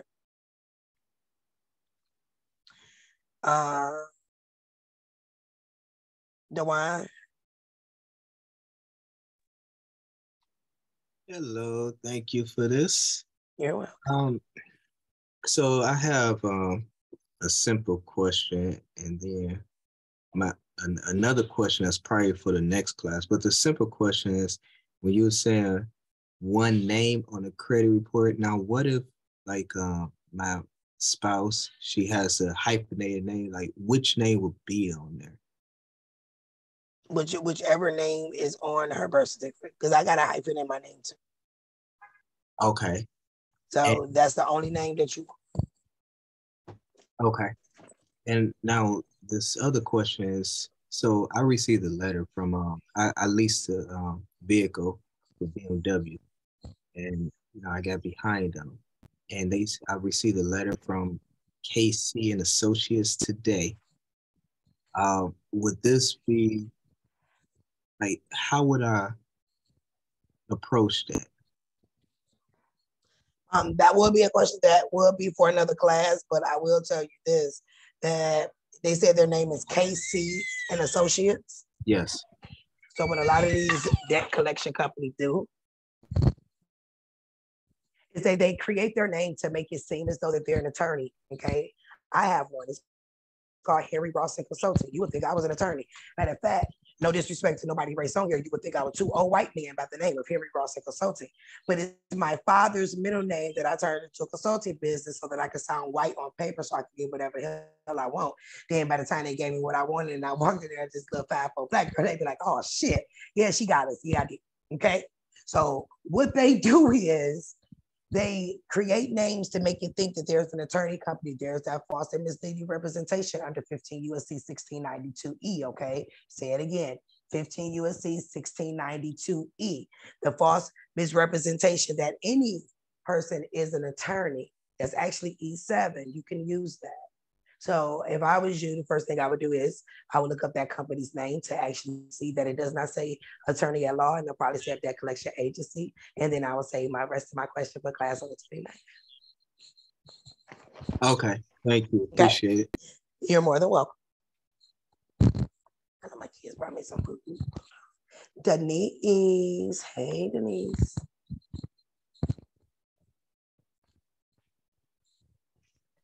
Hi, my question is that I have a married name that I've used for 20 years and I'm going back to my maiden name. And do I abandon my married name of 20 years and just go with my birth certificate name of Woodruff? What do I do? Did you change? Okay, so you're using the married Yeah, name, I have a court order that changed my that's what you use. Divorce. As long So as I've- you got a court order, then use Uh-huh. whatever name that you're using and the court order name. Okay, so the FOIA, I did my married name, but now I want to do another one with my maiden name with the court order. So I should do that as well, correct? Yes, you can. Okay, perfect. That's my question. And I had one other question, but I think that's for the next class. I'm good. Sound like a plan. You're welcome. You gotta speak, because you know I can never pronounce your name right. So look at your screen. There you go, smiling. You know I'm talking to you. I can never pronounce your name, so you're gonna be gotta speak if that's okay with you, okay? Totally fine. Okay, so my question is just right now, when we turn our name, our all caps name with the IRS to an LLC, what other purposes are we using it for? So anytime we apply for a credit card, are we using it, or is it primarily for this purpose right now? So because the government has decided to create you as a business, why not solidify it? So when we get further down within the series, I will show you how to take your all caps name and get so much business credit off of your name because they're using your name as that. So why not use your name the same way they're using it? More importantly, when you put yourself as a foreign liability company, the funding is just out of this world because now you are playing on the international field. And every CEO, every attorney, if you were to actually look them up, their names are all actually LLCs. That's how they're deceiving people because they're actually corporations. That's why 15 U.S.C. 1692E says that they are false misrepresentation that any debt collector is an attorney because they're just corporations that created their name to make it appear that they are attorneys. Okay? Okay, thank you. You're welcome. Adrian McDuffie. Hello, can you hear me? Can you hear me? I sure can. Okay, great. What you just said kind of ties into the question that I have, which was I have a 98 number, a foreign EIN number that I haven't used because I was like studying a lot of information on this one time before, and I felt like I was being targeted. So I kind of kind of, just didn't use it. I didn't want to mess it up. And it's just kind of been sitting there in the background. I haven't been claiming anything on it. Would I, or could I use that 98 number as my all caps LLC or foreign EIN? Is that suggested, or should I just get another EIN for it? Is the 98 number already in your all caps name? It's in, what name is it? I think so. No, you know what? It isn't. I take that back. I'm sorry. It isn't. It's in a different name. Okay, so no, you want to make the corporation that the government made a corporation. You just want to solidify it. So Okay, you'll need a regular EIN number. Okay. Is there a way to put the EIN that I have now in the all caps, or do I just need to redo the whole process? Redo the whole process because you're not getting a 98, you're getting a regular EIN number. Got you. Okay. All right. Thank you. You're welcome. Let's see. Jamie. Yeah, so I was wondering, this might be a little bit more related to nationalization, and I'm sorry if that's not the topic, but I'm Puerto Rican, born and raised, and I was just wondering if that changes anything, because I was trying to do the process with the immigration office or that website with the ebook that Caleb sells, and it kind of gave me an error, and I think it's because I freezed all my secondary credit agency reports. So I think that might be the reason, but I'm not 100% sure. You definitely just answered your own question. And we discussed that in that Back to Basics series, that your reports have to be unlocked. Okay. Okay, thank you. You're welcome. And Miss Kimberly.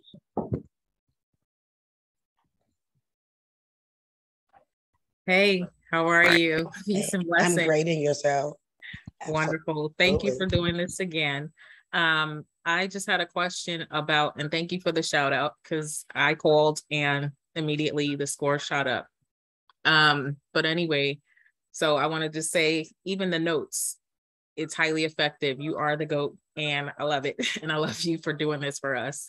Thank you. So now y'all know who had that 78-point increase. She's on here to tell y'all herself. Yes. That she did it. And if she want to tell y'all what she said, she got the flow. She's more than welcome to do so. Yep. And to your point, Experian is the hardest. That's why I did them first, just to see. And they gave me at first pushback. Like, well, we can't take off the names because I had misspellings. I had, someone misspell my name and then had my last name twice, but she was like, oh, we can't take that off. And I hit her with the law. And after that, she was like, okay, what else would you like? What else would you like? So I just ran it down. So it works. And when you definitely quote those CFRs and those USCs, they are not trying to play with you. So thank you for that again. Just 100 thanks, 100 million thank yous. And I'm also doing it for my daughter, my 26-year-old, and it's working for her too. Now, that's your proof of claim. So once y'all get done.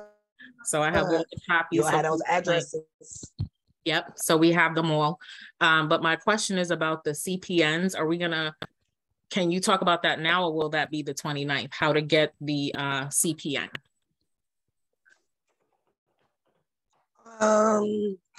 I guess if enough of y'all want to know how to do it, I'll add it in somewhere. It definitely won't be on the 29th, because the 29th we're going over arbitrations and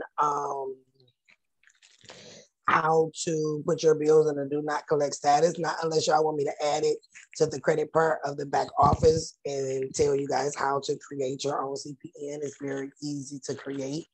It's not that hard. And I'll tell you that everybody that got some money, that somebody like Beyonce and all these stars and football players and stuff, they not out here at Neiman Marcus talking about my social security number is. I can promise you that. They talking about my credit profile number. And if you look on the Federal Bureau, FBI's website, it will tell you that CPN numbers are legal because of 5 USC 522A. If enough of y'all say y'all want it, shake your head, throw a thumbs up, and show you guys how to create one. And I'm gonna just tell y'all just like this, right? These people have been playing in our face forever. So you heard it from me, but you ain't hear from me. You create that CPN, you just went out and got a whole bunch of stuff and then just decided not to pay for it or whatever. They can't come for you. They can't put it on your credit report either. You know what I'm saying? Because you can create another CPN, but you ain't hear from me, but you heard it from me. There you go. Thank you. I think that would be helpful because when I Google it, which I think is the system blocking, it tells you like it's not recommended. It tells you all these different things, but it doesn't show you exactly how to do it. Oh no, they're not gonna do that. But look at the words that they said. They never said it was illegal. They said it's not recommended. Of course, because they don't want you to know how to join their system. And the days of running from these people or just bowing down to it's over. So we're gonna join them, right? Absolutely. There you go. So yes, I will show you guys. It literally will take, say it again, collect the bag, seize them, #freedom loading, okay? It literally takes 10 minutes to create a CPN, believe it or not. Oh, wow. It don't take that long. And then you just gotta try merge it. But that's easy, put a little credit on there. But yeah, I don't know, maybe I'll throw it in the ebook or something for y'all or however, but it's very, very easy. Thank you very much. You're welcome. Lakeisha Jones.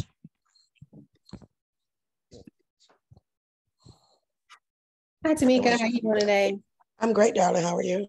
I'm doing pretty good. So I only had one question, which was regarding the early warning report that you spoke about earlier. I did request my early warning report, and when I got it back, it didn't hardly have anything on it. It was kind of like I mean, I have several bank accounts. It was only like one bank account. It only had a few of the transactions, and I was expecting, of course, like a lot, and that's not what I got. So, was I supposed to do an early warning report for every bank account that I had, or was I supposed to just do it as a whole, or just to make sure that I did it, correctly? No, you're in my other class, aren't you? Mm-hmm. You put some stuff on the record already, right? What have you put on the record for my private banking class? Anything? Mm-mm. You authenticated your birth certificate? But I haven't authenticated it. I have, I did like, my social is locked and stuff like that. That's why. Okay. It's because the social is locked. So the thing, and it's a new quarter. So you heard me say they starting to violate all these companies. Mm-hmm. So they're trying to clean up their act.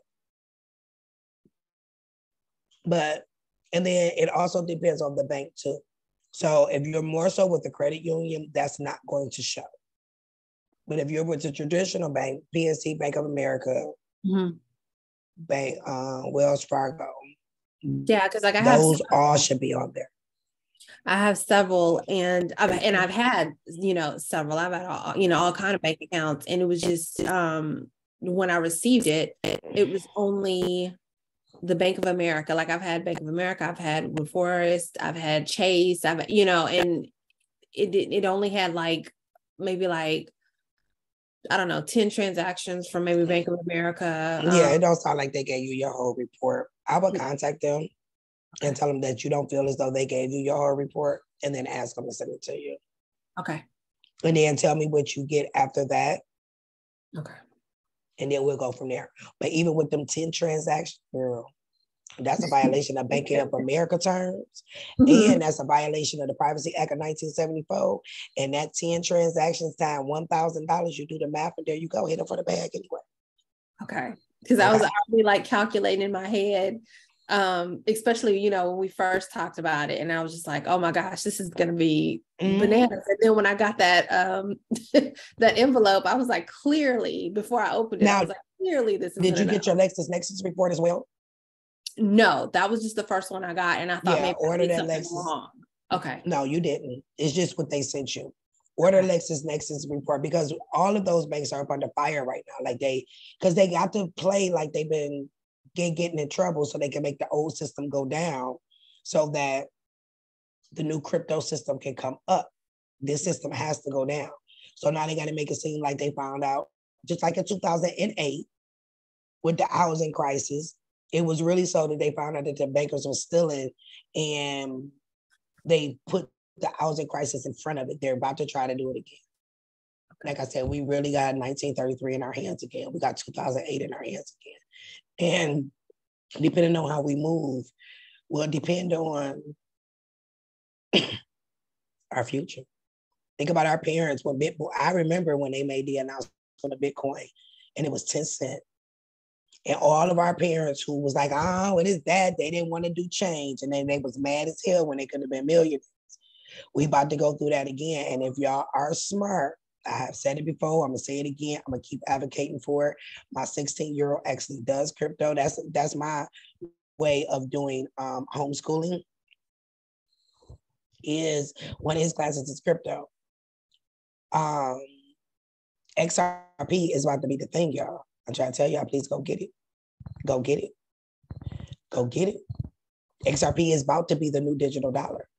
And why it is like 20 cents, go get it. Wasn't there a particular way prior to when you talked about XRP, a way for us to purchase it because we couldn't purchase it regularly? Right. You can use the Uphold app, and I will ask my son, tell Demarion, come here, or tell him to text me, and he can tell me the other app that you guys can purchase the XRP from. But that XRP will be the new digital dollar. Okay. That's why they were in court with the Security Exchange. I remember you saying that, and you're like, it's a little difficult to get right now, but yeah, because they moved it off of the mainstream, where a lot of people won't be able to get it. Like, you really have to know which platform that you can buy it from, because they were in negotiations with the Security Exchange in regards to being the next digital dollar. But all the banks have bought into XRP. Like, everything is going towards XRP. So what other platform can they buy XRP off of besides Uphold? Do you know? XRP? Mm-hmm. It was another app platform, and I can't remember which one it was, because it can't be bought. XRP can't be bought on our platforms. Okay. Trey will. Okay. I'll give. He said he has to look, but I'll definitely let you guys know. Because I will see it towards the end of the class, and my son will come on and show you guys how to trade. He does do that. He's very good at it. To be 16, he made $500 in 4 minutes off of $50. So there it is. He has a wonderful teacher. I'll tag y'all into his teacher too. It's on my TikTok page. So that's that. April Fountain.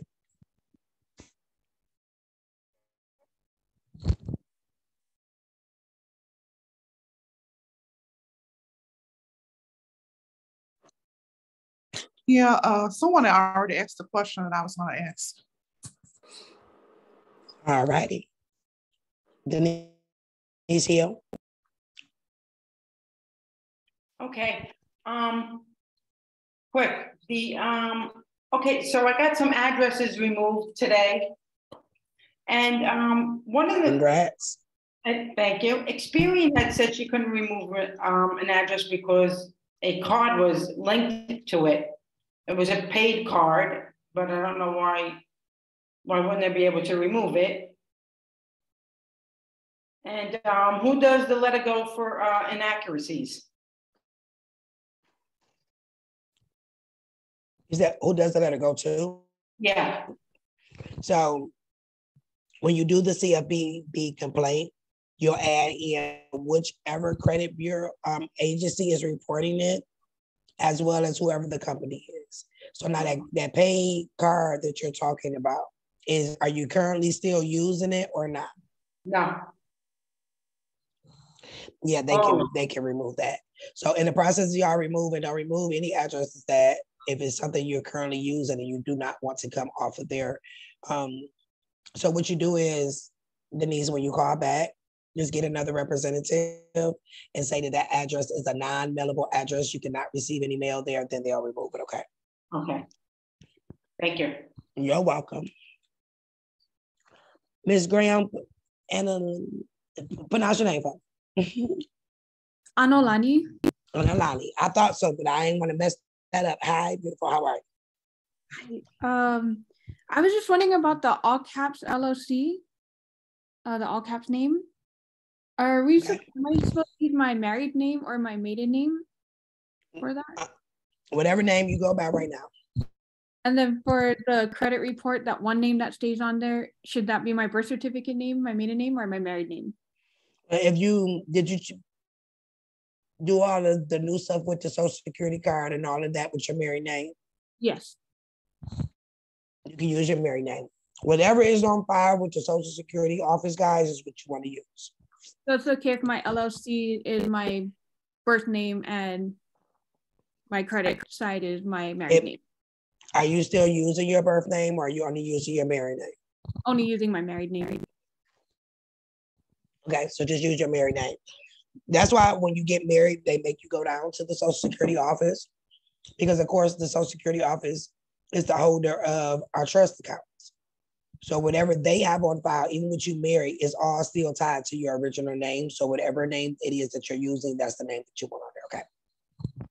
Right, so my LLC name should be my married name, just to clarify. Right. Thank you so much.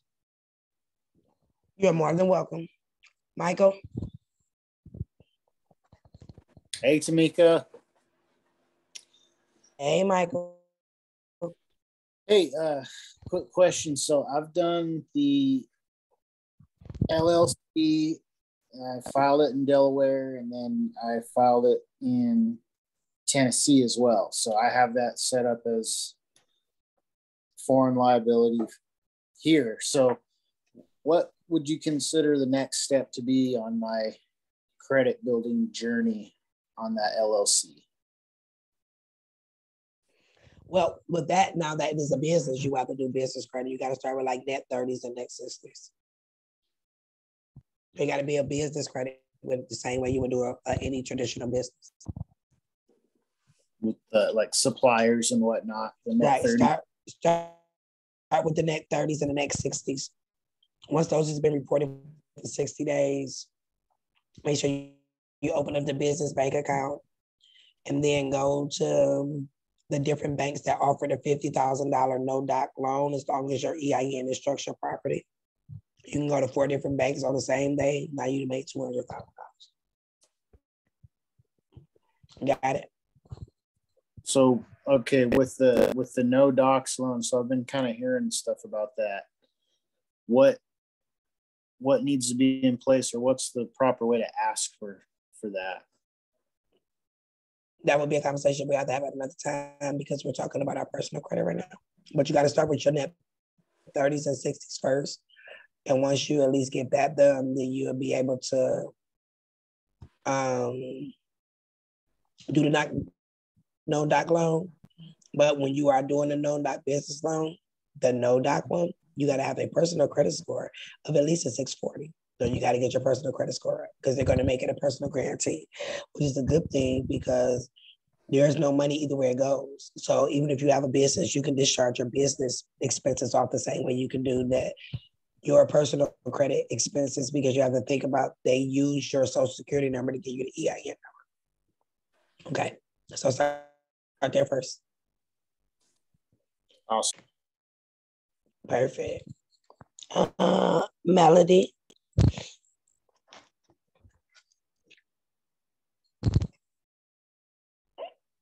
Hello?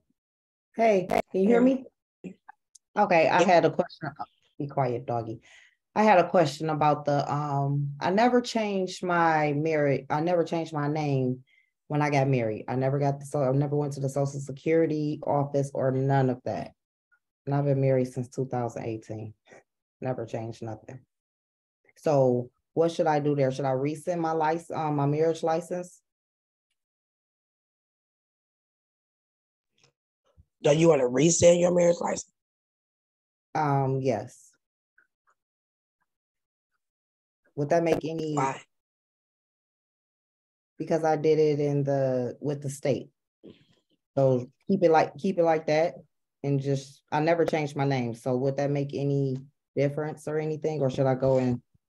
No, because you never changed your name, so everything will be in the name that Social Security has on file. Okay. So should I change it? Should I do anything with them? Let them know that I'm married? Because it really don't make no. That's up to you. I know they don't need to be in my business. Keep it just like that.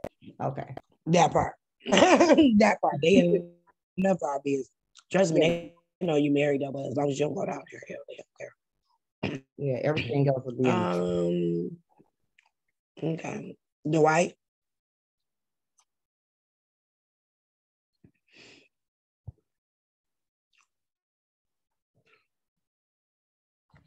Yeah, what's up, Quinn? How you doing, man? My question is as far as getting things off your credit report, and I hope I'm not mixing things, but is it better to get a great credit report by telling them to take things off, or by just sending 1099-Cs to them, to everything that's on it? Where you hear me say send a 1099-C to somebody?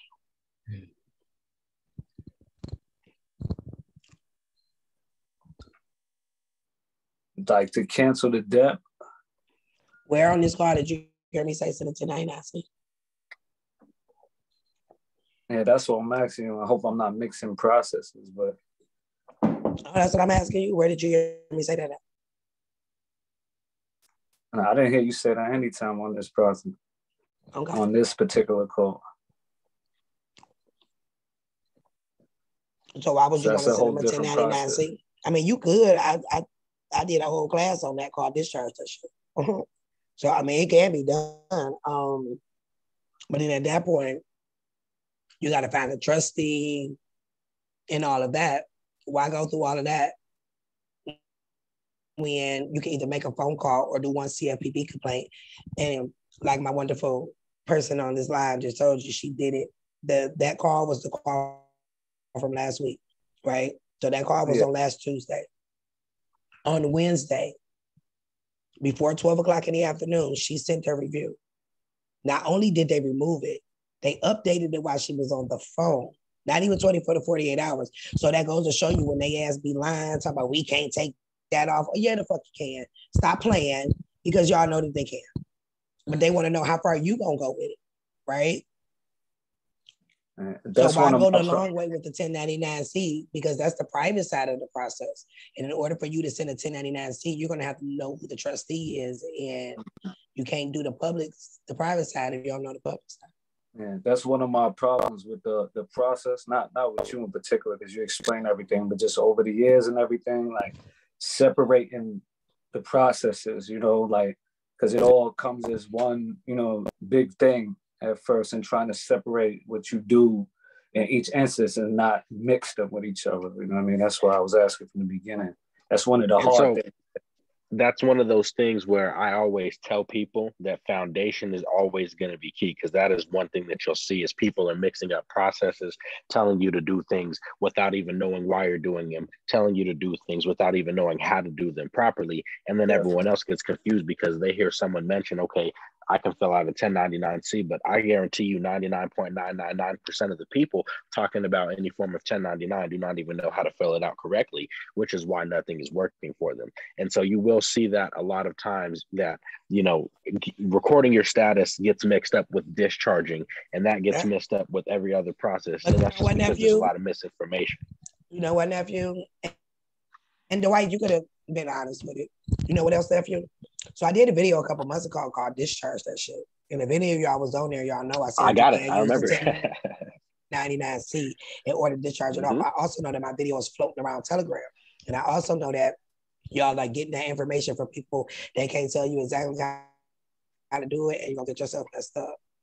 Which is why I did not teach the 1099-C process for this, because that 1099-C process is almost a private process.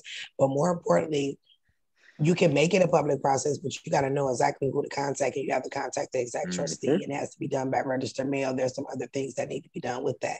And then the 1099-C also has to be done on debts that's at least 3 years or older without 1 year of them trying to collect on it. So there's extra variables with that, which is why when my videos and stuff get taken, I don't get mad about the video. I can care less about the video. It's about the fact that people are portraying information over to people in the form of, I'm going to help you through stolen information for Path to Freedom, and then you're going to get yourself fucked up, and then now you're going to have to go find Path to Freedom because now you're about to get repoed. That's real. That's real. So that's just that. But no, I personally, not unless you do have the foundation, not unless you do know how to find the trustee and the representative that is over the trustee in order for you to be able to discharge that debt with a 1099-C.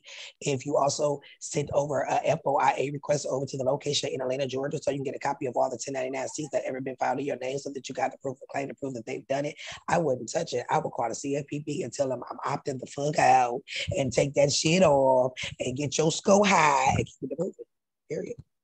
Okay, thank you very much. You're more than welcome. And next time you see my video in one of the rooms, why don't you hit the 3 buttons for me and hit copyright infringement, because it shows as a copyright. I don't really care that it's in there, but I just did a consultation with a man that's old enough to be my grandfather last week, because people in these Telegram rooms, they're taking information from here, there, and everywhere that do not belong to them. And now this man is literally about to lose everything. Like, this man was old enough to be my granddad. Like, he made me cry with a real tear out my eye, because he's literally about to lose everything trying to follow these people in these groups that can't help y'all. Yeah, and it's so sad. Yeah, it's real sad. I know all my videos is in your homes. At least they come find me, because God knows by the time they come find me, they busted and discussed and talk about I didn't got a repo. I'm like, oh Lord, but we can get it back, but still. Yeah, no, just do it the other way. Now, okay.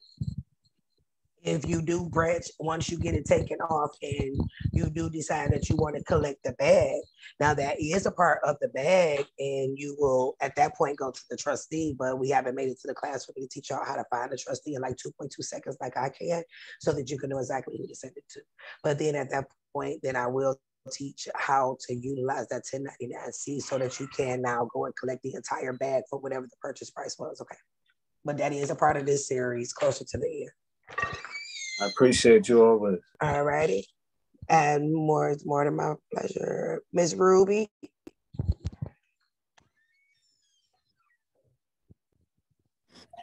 Hey, Tamika. First of all, I want to say thank you so much for everything you out here doing. I want to give you your flowers while I can. Thanks. So just a quick question, and just to piggyback on everything you just said, that's actually how I came across you. I've been researching you for about 2 weeks now, and I finally found somebody. So I found you, but I wasn't going to get involved in that shit because I got a lot to lose not knowing what I'm doing. So anyway, I want to start from the foundation. So I am new to this, so I apologize. So I do have some old student loans, and then I have like a few other active loans. And based on the information you just said, so my truck loan is with a bank. I can send them this information. Now, are they going to try to repo my vehicle once I tell them, hey, I didn't opt into this, or, you know? No, ma'am, because the only thing that you're doing is updating your credit report. Now, when you get into doing like the right of rescission and stuff like that, then that's when they be trying to come and play with you and stuff. But you will see in the class on the 29th, before I tell you guys to do any process, I show you how to protect your assets. Okay, I show you guys how to file a lien where there is no lien, because first in line, first in time. But no, with this, because you can now with that one, you can send it straight to the credit bureau. You don't even have to add the car company onto that one. Okay. You could just send it straight to the credit bureau. Hey, it is a violation to report transaction history. You could just use that law so that they can remove the amount that they're saying that you owe, the monthly payment amount, and the full amount, which will ultimately bring down your debt to income ratio, which ultimately just raise your credit score. So like in the back office, like I broke it down to different scenarios that I know that people are used to, whether it's an active car note that you have, or if it's a credit card that you have. There are certain ways that you want to construct the CFPB complaint. So I made sure that I categorized it in that way so that it won't do harm, and it will do the good in which it is that you're looking for. Okay. So I'm just sending out letters telling them, hey, it's against the law to be reporting, da da da da. Right, you're remove actually all this. doing CFPB complaints. The only time that we physically got to put a stamp on something to go to the mailbox, baby, we suing these people. And that's another thing, because I just found you. And you can either shoot it to me or we'll talk later. I need to know how to get the stamps, because when I go to do registered mails and stuff, the stamps that you said I will need, I don't have access to trying to, how I can purchase those stamps. So which stamp? The postal stamp? Yes. From the post office. Oh, okay. So now sometimes they might get funny with you, like, don't you want the 37-cent step? No, boo. I want you to go in the back where the vault is, and I want you to open that vault and give me the stamps. You can't order them online, but they do better walking in. Thank you so much. Now the red and white registered mail stamp, they're not gonna get you. And don't they're not order gonna give them to me. No, but you don't want them to, because it's chain of custody. So you want the first line of custody to be the person at the desk. Now, of course, you're going to need the number off of there when you're sending the register coupon, which we will go over later in another class. Okay. But no, on the chain of custody, that's why it's considered registered mail. That registered mail bundle that they got on the USPS that just say registered mail that people telling folks to get that ain't got no barcode on it, that ain't the right one. You want the one that has the barcode, because when you're sending out these securities, they have to become a registered security. What do you think makes it a registered security? Registered mail. Why? Because the post office is the head of the treasury. Gotcha. And your classes, I work the night shift. I just so happen to be off tonight. I need to pay for my next class. I don't know if I'll be able to attend because I work 7P to 7A. Will I be able to do like a replay? I know it's hard because they fill in your information so tough. So, you guys are part of the series, do get the replay. It's just, it's never the first class or the live class that I do that gives me the issue. It is when I put it on sale for the public that everybody and their mama want to act like they now have the freedom. Okay. Gotcha. So you guys, and that's why you guys joined the series. You guys get they're not going to get it, but it will be inside of your back office each week. When it's loaded, you'll have the physical video for you to rely on and the written documentation that I put together within an e-course. So you'll have both to be able to help through this process. That's something new that I just started. I think it'll be better because now you got the video, because a lot can go on within these phone calls. So now you have the video and then you have the written instructions, almost how Caleb did with the ebook from the last class. Y'all had the class and he came out with a step-by-step ebook, and it helped a lot of people understand it a lot better. But instead of it being an ebook, it would be done in an e-course. And after this 90 days is done, maybe we'll offer it to other people, maybe we won't. But it's never the people within the physical class that gets me. It sounds wonderful. Thank you so much, Caleb. Caleb, is my email gonna be done tonight? No, I'm just messing with you. Yeah, Caleb had to change his stuff because folks were stealing it and trying to. People just be doing the most, and we really got the most fire show enough information that's gonna free you with the cheapest crackhead prices on Mary Girl, and with the crackhead prices, people still want to play us. It's all right though. We ain't gonna let nobody stop us, because if we did, baby, I would stop a long time. We going to the top with this. I'm ready. Period. Taran.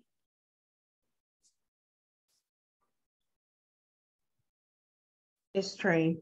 But I have a question. So in my case, I just found out I had identity theft with the Equifax. I'm in a private class, so I know you talked a little bit about not submitting that. But it's just so much more information. I actually got my what is this? My LexisNexis report. So would I do the same thing with this report and still get the other 3 reports? Correct. So now that you have received your LexisNexis report, go back on LexisNexis website, hit security freeze, and freeze your report, and then get the count and see how much money you want, and send them a notice and a bill for violating your privacy. Okay. So once you receive either the early warning services or the LexisNexis report, which is your proof of claim, then now go on and opt out. And believe it or not, all these companies allow you to opt out, including Google. If you scroll down to the bottom of the page, every website says opt out. We just not reading. Every company says opt out. It's gonna be all the way at the bottom though, okay? Okay, thank you. You're welcome. Saran. Greetings. How you doing? Thank you so I'm much. great. Question. I did an assumed name, a Minnesota assumed name. So I know that's a DBA. I haven't done anything with it though. And that was with my all caps name. Do I just need to leave that alone? And then just I won't say redo, and then just do the LLC and get the EIN that way and don't worry about the assumed name, or should I be doing something with that also? It depends on the reason in which it is that you created the assumed name. I couldn't tell you that. Okay, no, I guess it was, from my understanding, it was for the same purpose as what you're saying now, to be able to operate it as a business. However, I didn't move forward with it because I didn't receive enough information to feel comfortable. So I was just about to ask you that. So why did you create a DBA, not knowing why you created it? Because somebody told you to. Yeah, so they gave the reason why initially, but then when it came time to actually use it and want the rest of the steps, it wasn't clear enough for me to even feel comfortable. No, I would just recreate it as an LLC because you did a DBA as what? So what was that main company in which it is you put the DBA up under? As my all caps, first, middle, last name. Yeah, no, that's not how that works. So yeah, I would just let that thing sit there. But what I would do is if you get to a point where you open up a Foreign Express trust, I would add that DBA up under the Foreign Express Trust as a protector, because the Foreign Express Trust is how you get yourself out of federal jurisdiction and as a protection of all of your assets. So just save it for that and put it up under that, okay? Okay, gratitude. Right. Let's see. Now, if you was on here last week and you asked the question and I answered it, you might as well put your hand on down and let the people who didn't either get a question answered or that was not on here last week time to answer a question. I know I try to answer as many as I can, but then when I get tired and my energy get depleted, then I can't get to everybody. But I do try. Okay. Chantel.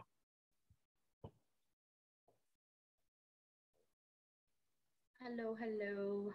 Hello, my darling. Gratitude. I don't even know if you can see me because my camera's on, but for some reason my screen still shows black. You're good. I don't really care too much about that. That was, I don't really care too much about that. Go ahead. I did have a question. I'd have my my emergency warning report, and I have like over 400. My emergency warning report. What's that? The report, or I'm sorry, the early warning services report. Okay. There we go. All right. You got about. There's like over 458 lines on here from Navy Fed. I also pulled their privacy policy, and it says for non-affiliates that they do not share, and it says we do not share, so there's no point in me even opting out. But they do though. But they did though. So opt out, and I get the bag.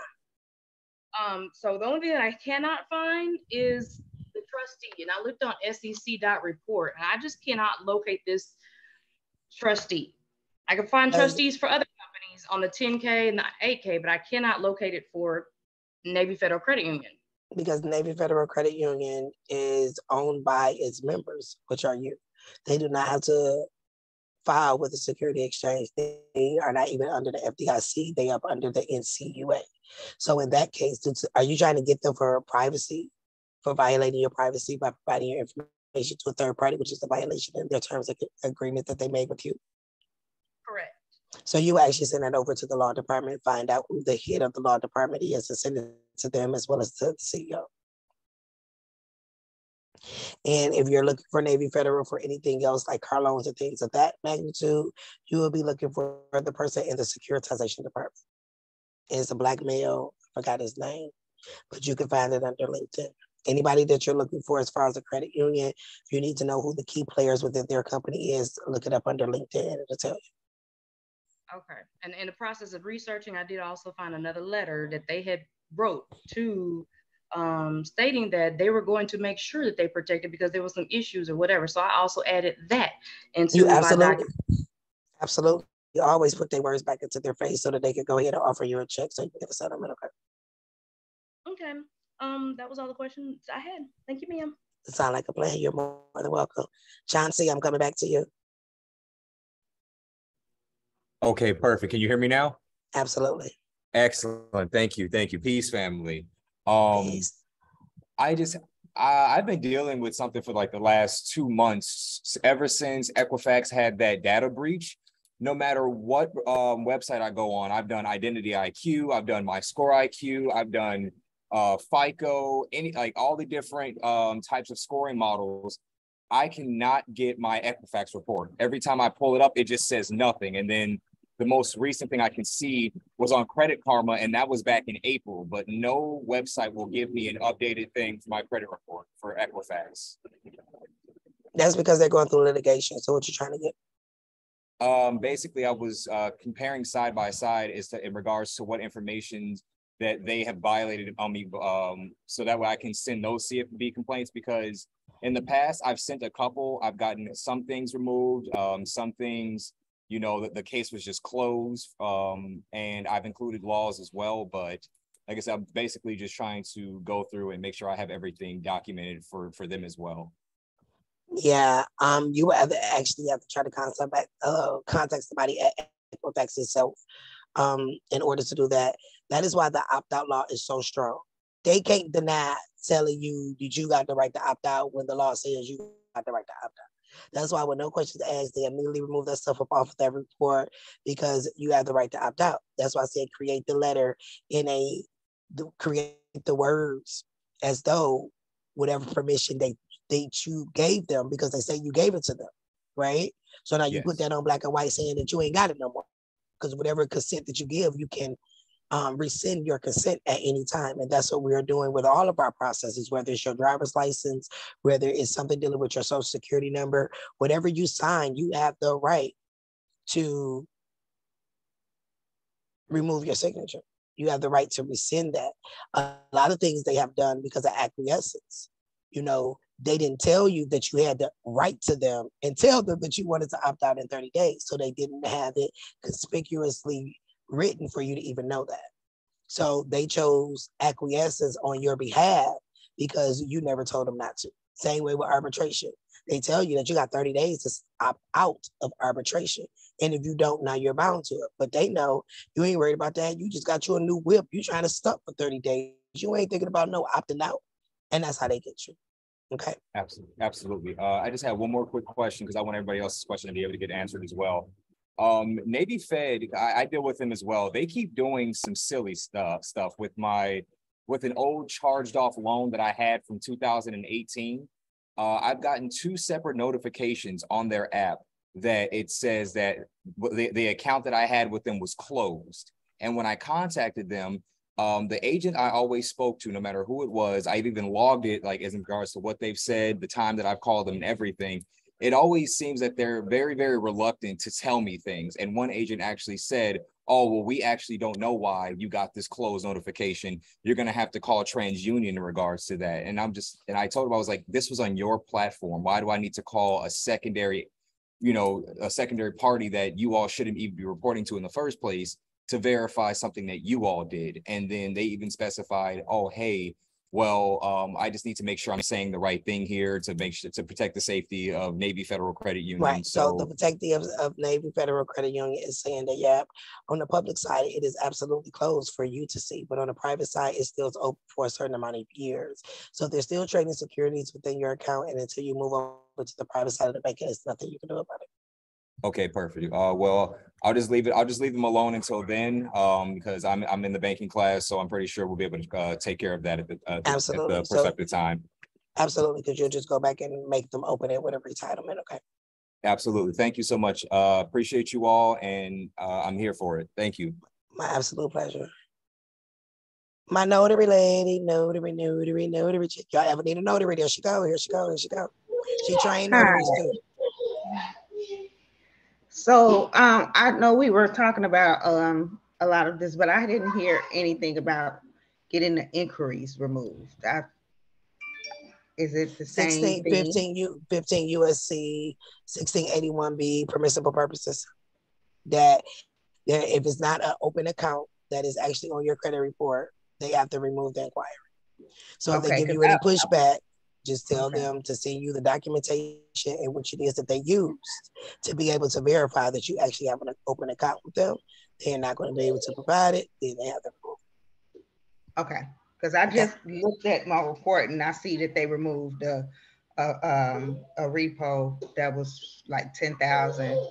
But so they actually just deleted it. I just looked at the report. Good job. Now that's a proof of claim. That's $1,000. Okay. All right. Okay. All right. All right. Thank you. Sabrina. Hey. Hey, beautiful. You know I love you. But anyways, so I had a question to ask because I actually got denied for apartment like 2 years ago because they said that they had something on my credit report from this old apartment complex. So they couldn't approve me, even though that court case was like handled with, they still had it on this other report. And I had asked her, well, what report is it on? CoreLogic. And she couldn't tell me. It's on CoreLogic. CoreLogic? Yeah. You want to pull your CoreLogic's report, anything for rental, pull the CoreLogic's report. Once you get the report, freeze the account because you can, and then go from there. But it's definitely on your CoreLogic's report. So, you know, they ran my credit though to do it, and they did it twice too, the apartment complex. So once I do that, can I recircle back around to them too and, you know, get money from them for doing it? Yeah, you can, because the application was considered a security because it can be transferred to a third party. So you have to find out who the trust bank is over that and send a appeal. Okay. And you could do that. Well, you know, I'm in the other class, so I'm guessing you'll just talk to us about that then. Absolutely. Okay. All right, let's see who we got here. Malachi. I just want to say thank you very much for bringing me back in because, man, my Wi-Fi just went out. And I just want to say thank you for your time because I know it's late over there and we've been on this for about 2 hours, almost 3 hours. So I just want to say thank you for your time. Really I'm going to kick y'all off in a minute. No, I'm just playing. So I'm brand new at this. This is my first class. I didn't get to make the other class, but I appreciate you for bringing us all back in. My first question is the steps to getting credit repair. And step 1 is call CFPB and opt out using, is it 15 USC 6508? 6802. 6802. Okay, and then I have to call them directly, right? Before I make... No, it's actually done through the CFPB. Now, the back office that I'm going to give you, it actually walks you step by step how to do this. Okay. Because I'm going to be honest, I wasn't really too good in school. That's okay. And so this is like a school setting. I was getting all nervous and stuff. No, don't get... And see, that's another reason why I created the back office. Like, I've ran several different classes, and each class, I try to find ways to make it better, to make it easier, especially if you're new to this. So me adding the e-course is something new. I'm even about to do it for my private banking class, and the past classes that I had will even get access to that, because a lot can get lost within a phone call. You got people asking questions, you got just a lot going on. And I know a lot of people work better if they can physically see it themselves. So that's why I created the e-course with the back office that you can access 24 hours a day. You know, this recording will be there. And then the physical steps with the web pages and how to construct things will be there to help you guys, because everybody do learn differently. So hopefully that e-course will help. If y'all got any suggestions after y'all see it that I can add to it to make it learning easier for y'all. Cause see, I know it is like in me, so I can shoot these codes out in that because I've been doing it for so long, and to get you guys at that same level, being able to hear it and physically see it, you can stop it, pause it. However, I think that would help. So once you guys get it, if you see some improvements can be made, I'm not like that. Say, hey, pals, maybe you should try this. And then, if it works, it works. If it don't, it don't. But the goal is to make sure that everybody understands this information, that they have the information, and more importantly, that when you're done with it, you're able to reach back and teach somebody else it. No, okay. Don't worry about it, Malachi. I got you. I appreciate it, and I do have a final question. How much is your your consultations, like a one-on-one? Because I always used to come in at lunch during my school times when nobody was around, so I could have a one-on-one with the teacher and be able to learn a lot more efficiently. Because it feels like taking a test. I'll be honest with you. It feels we all like learn taking different. a test. It's okay. Don't get frustrated. It's all right. I got you. Send me an email, okay? At pathtoFreedom@gmail.com, and we'll talk, okay? But don't get frustrated. I really try to break it down so simple for you guys to understand, but still make sure that it's impactful. You know what I'm saying? Like the young lady that was on that anesthesia, I have to work with her one-on-one. She just so happened to be in my state. I might have to drive her. Depending on your situation, I do try to cater to as many people as I can and their needs. Sometimes that's a downfall for me because it pulls a lot of my energy. But at the end of the day, as long as you win, hell, I'll take a nap and go charge myself up in the sun and I'll be all right. So yeah, but I got you though, okay? All right, I'm willing to pay whatever it is too, because I know your time's valuable and it's worth a lot. So no problem. Just send me an email. I got you. All right. And I'm handling the email. And I always see you watching, Malachi. So your support is appreciated, bro. I definitely appreciate that, Caleb. Boom. So between me and Caleb, we got you, baby. We got you, Shelton. Thank you. You're welcome. Hey, Queen, how you doing? I'm great. I had a question about the inquiries. Mm-hmm. I use a lot of my personal credit along with my corporations I have. Is that still something that I can get taken off as well? Absolutely. 15 USC 1681B, permissible purposes. Use that law to get it taken off. Okay, and I also have one where Experian business credit actually pulled my credit profile. You must have been down as a personal guarantee. So if it's not attached to an open account, just get it removed. Okay, and what was that code again? Or 15 USC 1681. Permissible purposes. Okay. Okay. Thank you. You're welcome. It's Goody. Lord, I just want to say thank you for having this class, and I'm kind of like the other dude. Like my learning is just on a different. So I wanted to say I wrote LexisNexis, but it was like how the other girl was saying, like it wasn't nothing on there. Like, have you ever previously put a security freeze on your LexisNexis? No. How old are you, if you don't mind me asking? 42. So do you get credit, bank accounts, anything? Yeah, I have like on all of those other third party stuff, I have a lot of stuff there. So that's why. But nothing on LexisNexis? Nothing. Like and I tried 2 times to get this information and they keep writing me back. It's just like paragraph of words, but none of my information here. Oh. You about to contact them, or maybe they just don't have a file on you. That's the only thing I can say.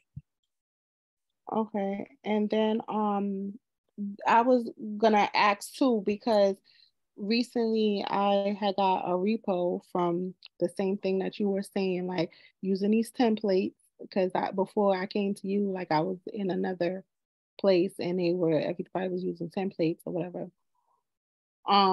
So how I just want to know, like, how long does it take for them to, or do they send you information to say now that it's written off, or you just, how would you know for sure, like, you're at that part of the process? It depends on exactly what you did. But at the point that they got possession of the vehicle, they're not gonna try to comply with shit you're talking about. You got to take them to federal court, babe. Possession is 9 tenths of the law. Now there is some repossession rules where they're supposed to send you documents that they're about to sell the car, that they repoed the car. They had 24 hours to call the police and tell them they repoed your car. If not, the car is considered stolen. I reported it stolen, to be honest with you, because the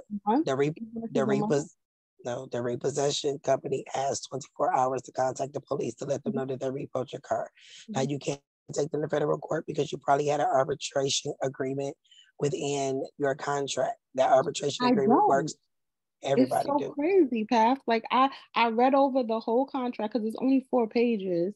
No, you missing some pages, baby. I promise you that.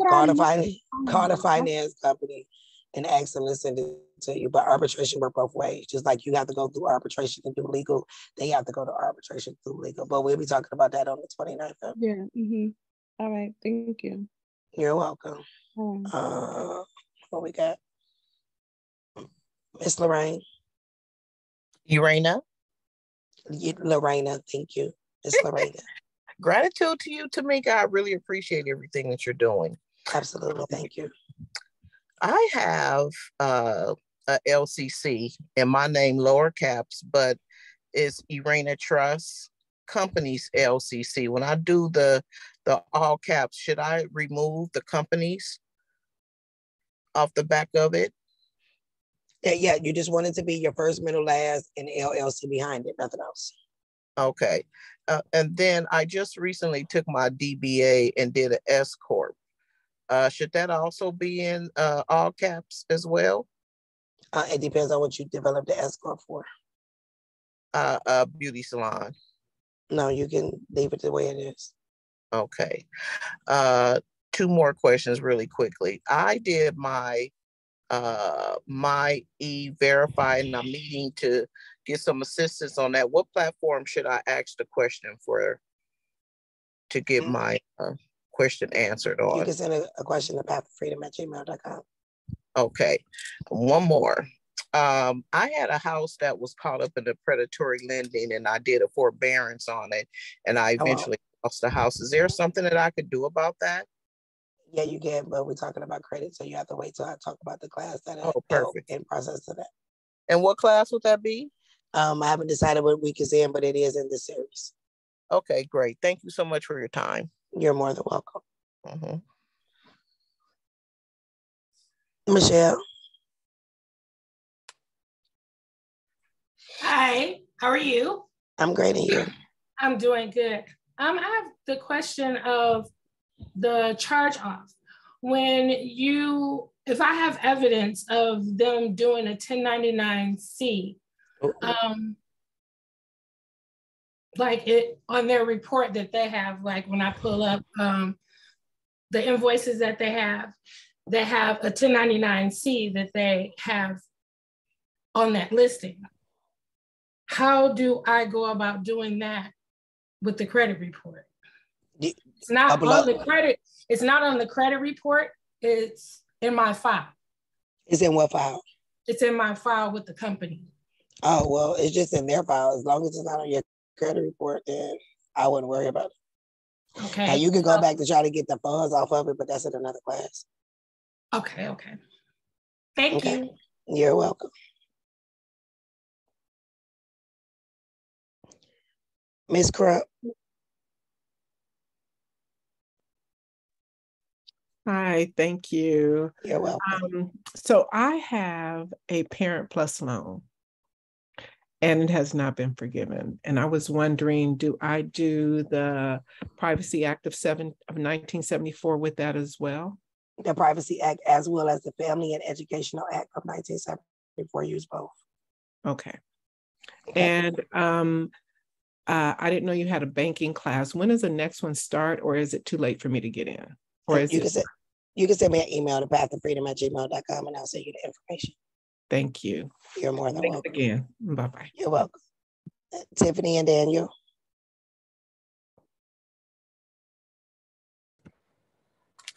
Hello, can you hear me okay? Absolutely. All right, it's good to speak to you again. Likewise. So I had a question. I understand about the $1,000 fine.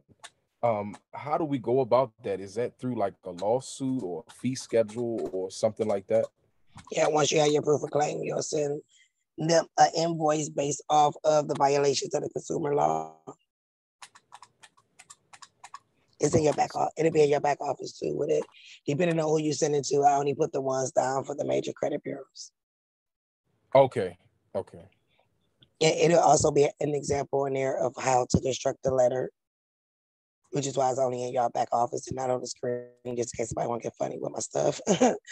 It's a letter that's kind of constructed in there that will help you to be able to send to them when you are pursuing your funds.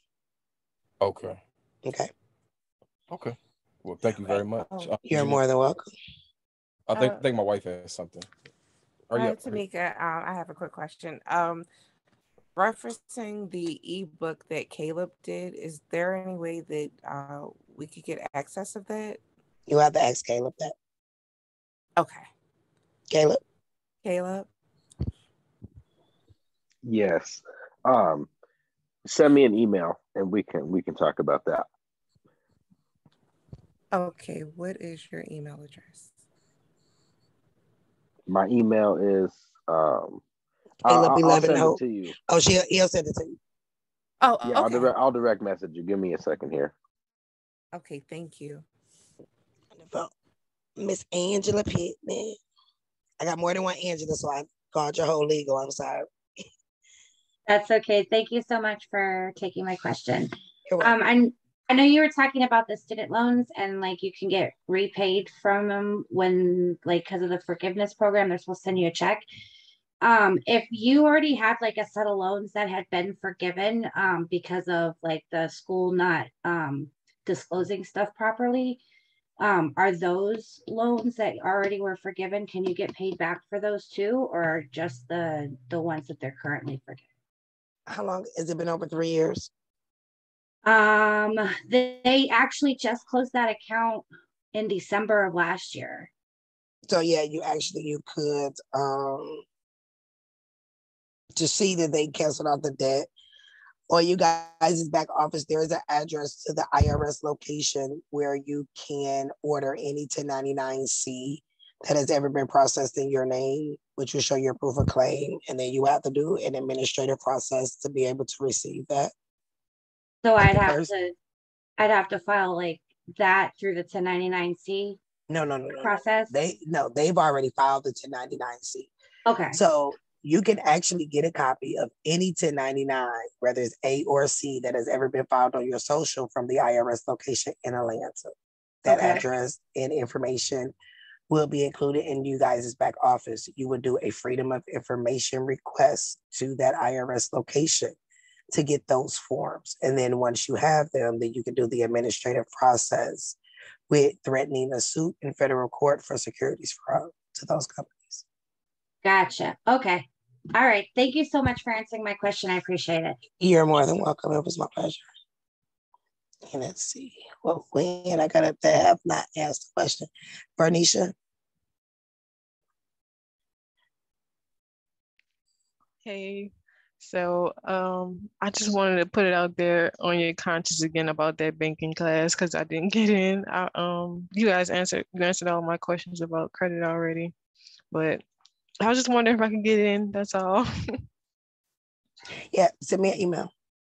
All right, thank you. I'm taking over the emails now, so y'all will actually get a response.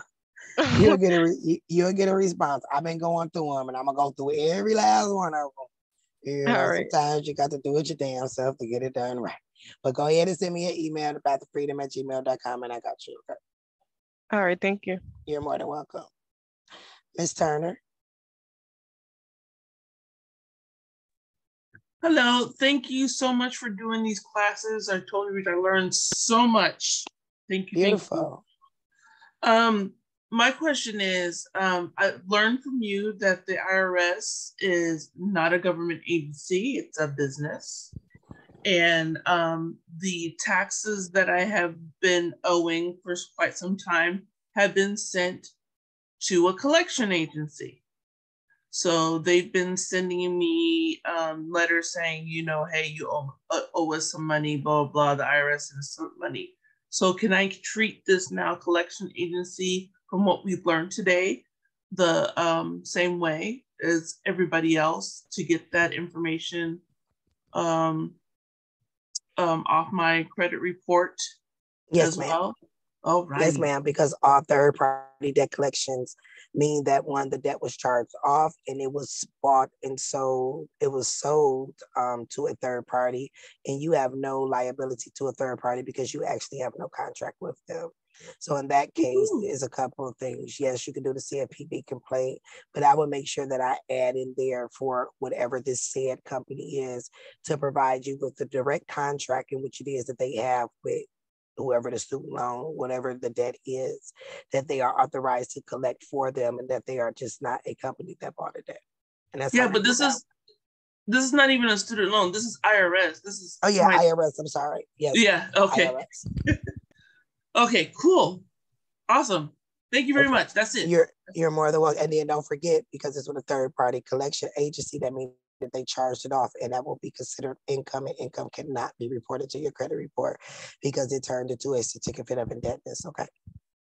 Oh, that's so. Oh my God! You know, you feel this? Do you see that cloud just lift off my shoulder? Yes, I do. I'm happy I could help. Thank you very much. You're welcome. B Forrest. Can you hear me? Yeah. Hi. So my question was about being approved for credit lines. When I go to a bank and say they deny me credit, is it possible to sue them for like discrimination or anything like that based off the USC codes or CFR or anything like that? Well, yeah and no, but I will tell you that the time and the effort that you have to put into that, and more importantly, the foundation in the laws in which it is that you will need, won't even be worth it. Now, what you could do is you can tell them, contact the underwriting department and ask them what factors did they use to make that decision. And then you can cite to them the laws that at the point that you gave them an application, and that application can actually be transferred to a third party, that they actually owe you an open-ended account. But it also depends on you having the proper foundation to be able to battle them people. Sometimes it's not worth it. Okay. One more question. I was in a terrible wreck last year. Had to get some surgeries done. It's about $180,000, but it's been sent to collections, and it's on my credit report now. I'm not really worried about paying the debt or even that whole, it's a 99C process. What I'm trying to figure out is how to get that removed. The same way you do any other debt. And with that one, not only would you add the Privacy Act of 1974, not only would you add the opt-out, you will also add that it is a violation of HIPAA that they provided your medical information without your authorization. And that would be the 3 laws that you could use to get it removed. Okay. Okay. I appreciate you. Thank you. My pleasure. All right. What we got? YC Lawson. Yes, thank you. So we requested the mortgage documents from the mortgage company. And when we received it, the documents had actually been altered. There were signatures that were on it that were not on there when we initially endorsed the documents. Is there anything that we can do regarding that? Do you have the original documents? Yes. Yeah, you have to find a trustee and you have to sue them for securities fraud and altering the application and some other things. It's like when it comes to mortgage, it's a totally different process. You have to set up a consult with me to get that. because it's a little bit deeper than just doing a opt-out or something like that because you're dealing with a mortgage. But there's absolutely a way that you can do it, especially due to the fact that you've caught them in fraud because the application is different. But do you know why they were able to change that application? Because when you signed it, you were the only person that did sign it. There's no other signature on there but yours. But just like they changed the rules of it, you can too. But yeah, set up a consult with me because you need to know how to do an acceptance of the deed and some other things in order to execute that properly where you own 100% of your home and get all your money back. Okay. All right, I'm going to take about 2 or 3 more because my energy is about gone. David Harris.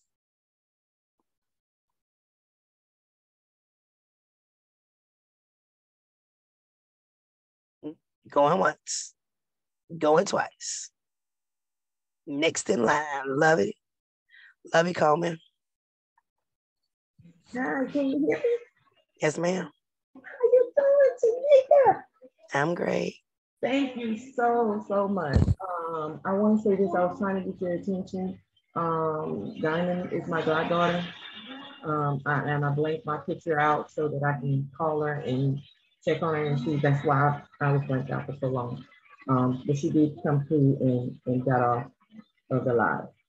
So I just wanted to let you know that I had got off to check on her.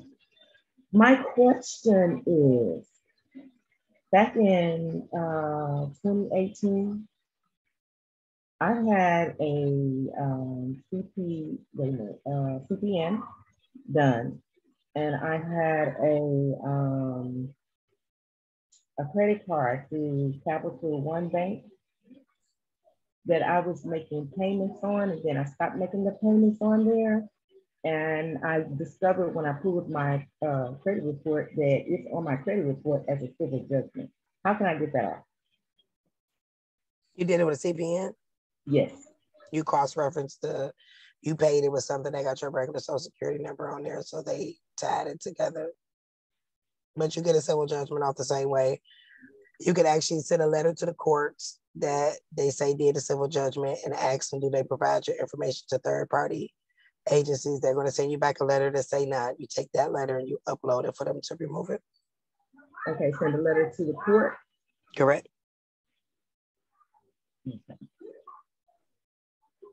Okay, and ask them for the agency that provided them with the document? You can also send it to the agency too as an opt-out because clearly they bought the debt. But yeah, you're going to have to, because they never sent you court papers or nothing because of course it wasn't under your social. So that's the best way to get it off. And you can also do an opt-out and do the Privacy Act of 1974. Okay, got it. Thank you. You're welcome. Paula Clark. Good evening. How you Good doing? evening. I'm great. Okay, right quick. I have a car loan. It was through State Farm Bank. Recently I received a new coupon book. And is this a credit question? Is it say it again? Yes. Is it a credit question? Yes. Okay. And the name changed to a different company. And this company also appears on my credit report. I did research on this company and it's categorized as a debt collection agency. Is there anything within this process that we just learned this evening that can be done? Is it an active car loan? Yes, it is.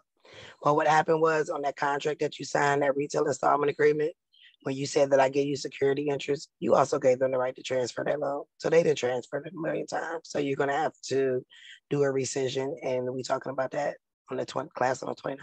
Okay. Thank you. You're welcome. Mark.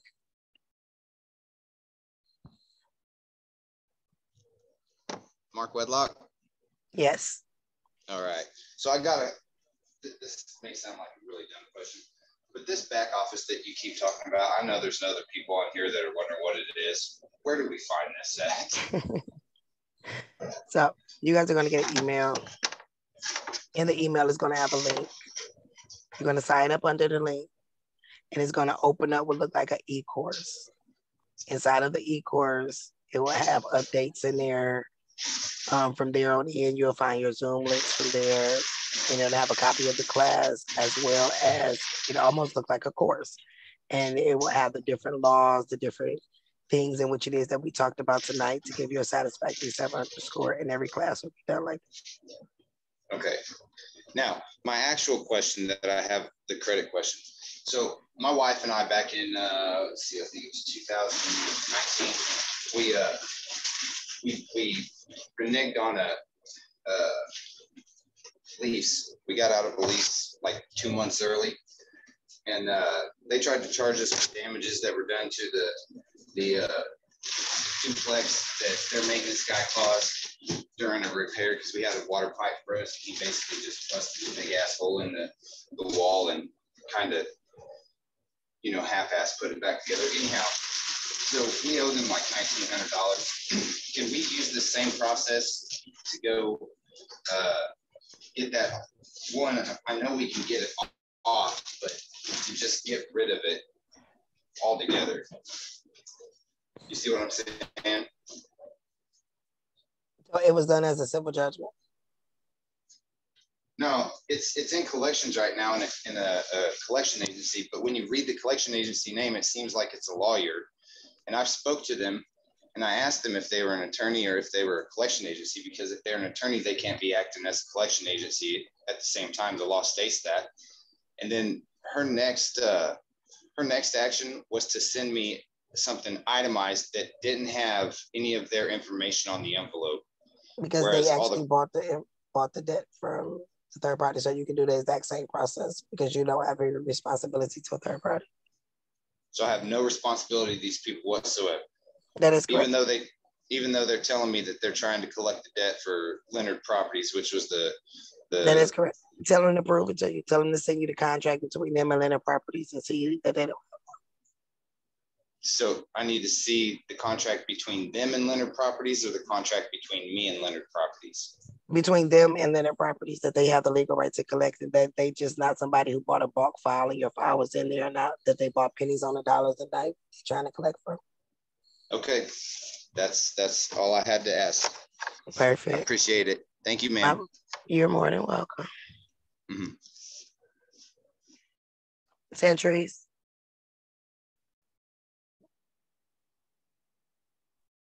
Peace, Goddess.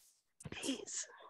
I actually had a question kind of piggybacking off of the kind of what he was saying. One thing I had happened to me was pretty much the past 2 years, they just was hitting me over the head, these credit card companies. And fortunately, I didn't know a lot of these things.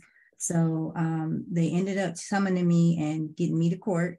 And this was a third party collector that got me for this last one. And then the other company was Capital One, but they actually ended up getting a judgment because I didn't come to court.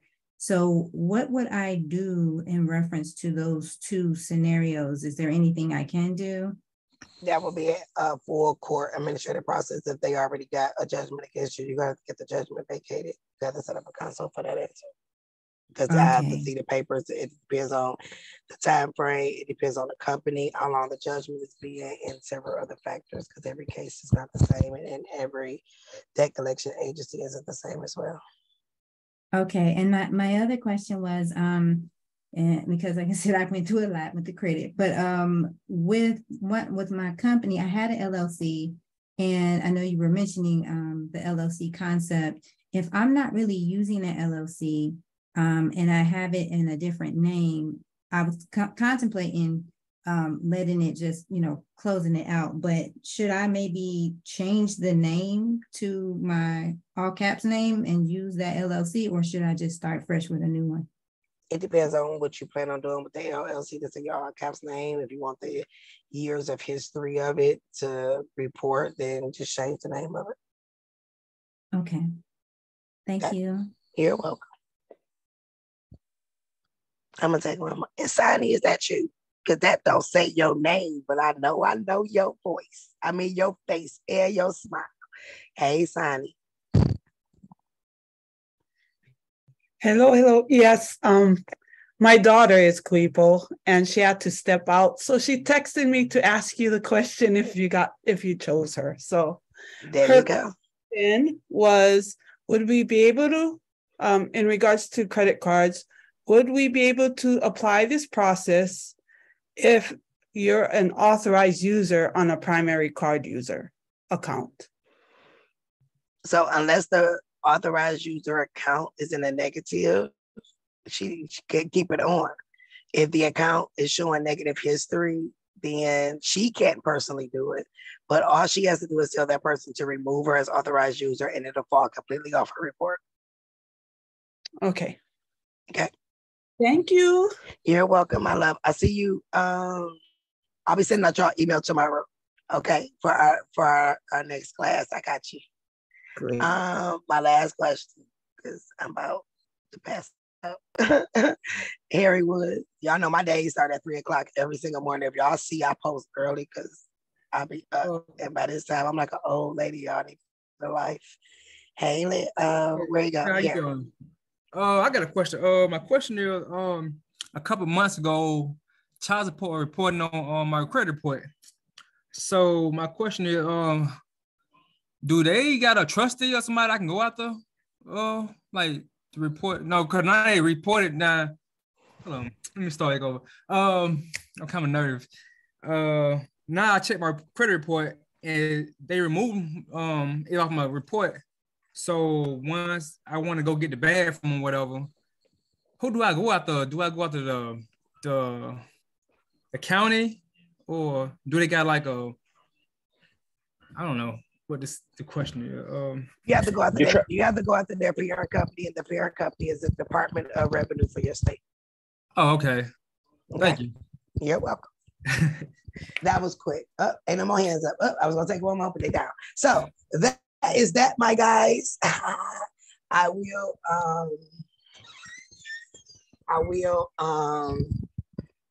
finish getting you guys' back office together so y'all can know what I'm talking about.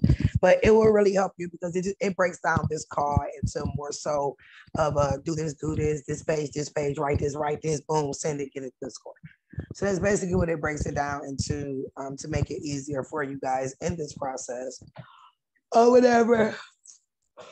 Excuse me, you guys will get an email advising you step by step of how to access the back office. Please fill out all of the fields. If all of the fields are not filled out, as you guys see, it will not take. And that is the only way to make it easier for me because I am doing everything by myself. Outside of Caleb, I got Caleb, so I'm not really doing everything by myself, but the technical side of because he's not physically here with me. So guys will get that. But until then, 15, the opt-out. The opt-out, just create a letter. It can be simple, right? Just what I said, and you can change the name on each of the letters. If you got Capital One, and you got this other company, just change the name on there, upload that crap to the CFPB, get the stuff off of your credit report so you can go obtain the things that you want, because you guys will be learning how to properly on the public side be able to discharge these things off, okay? So I will get that information sent over to you guys. It will be in another email as well with the links and the instructions on how to do that. And until then, we do have another class that is on the 29th. I did not push that class back because we rolled this one back over. So we do have a class on the 29th. The class on the 29th will be going over arbitration and how to get you guys' bills right before the holidays and the do not pay, do not collect status, and making sure that they ain't coming to cut your ass off in the process or repossess your car before the holiday too. So besides that, you guys have a wonderful evening. Keep your energies high. And I'm back on TikTok. We're gonna see how long it'll be, but my other page, I don't know. I got so many pages I didn't got kicked off, but yeah, I'm back on there. I might just post just a little bit. Of course, I will make an announcement on Breakout when to check you guys' email so that you can access your back office. And until the 29th, I will see you guys later. 700 scores loading.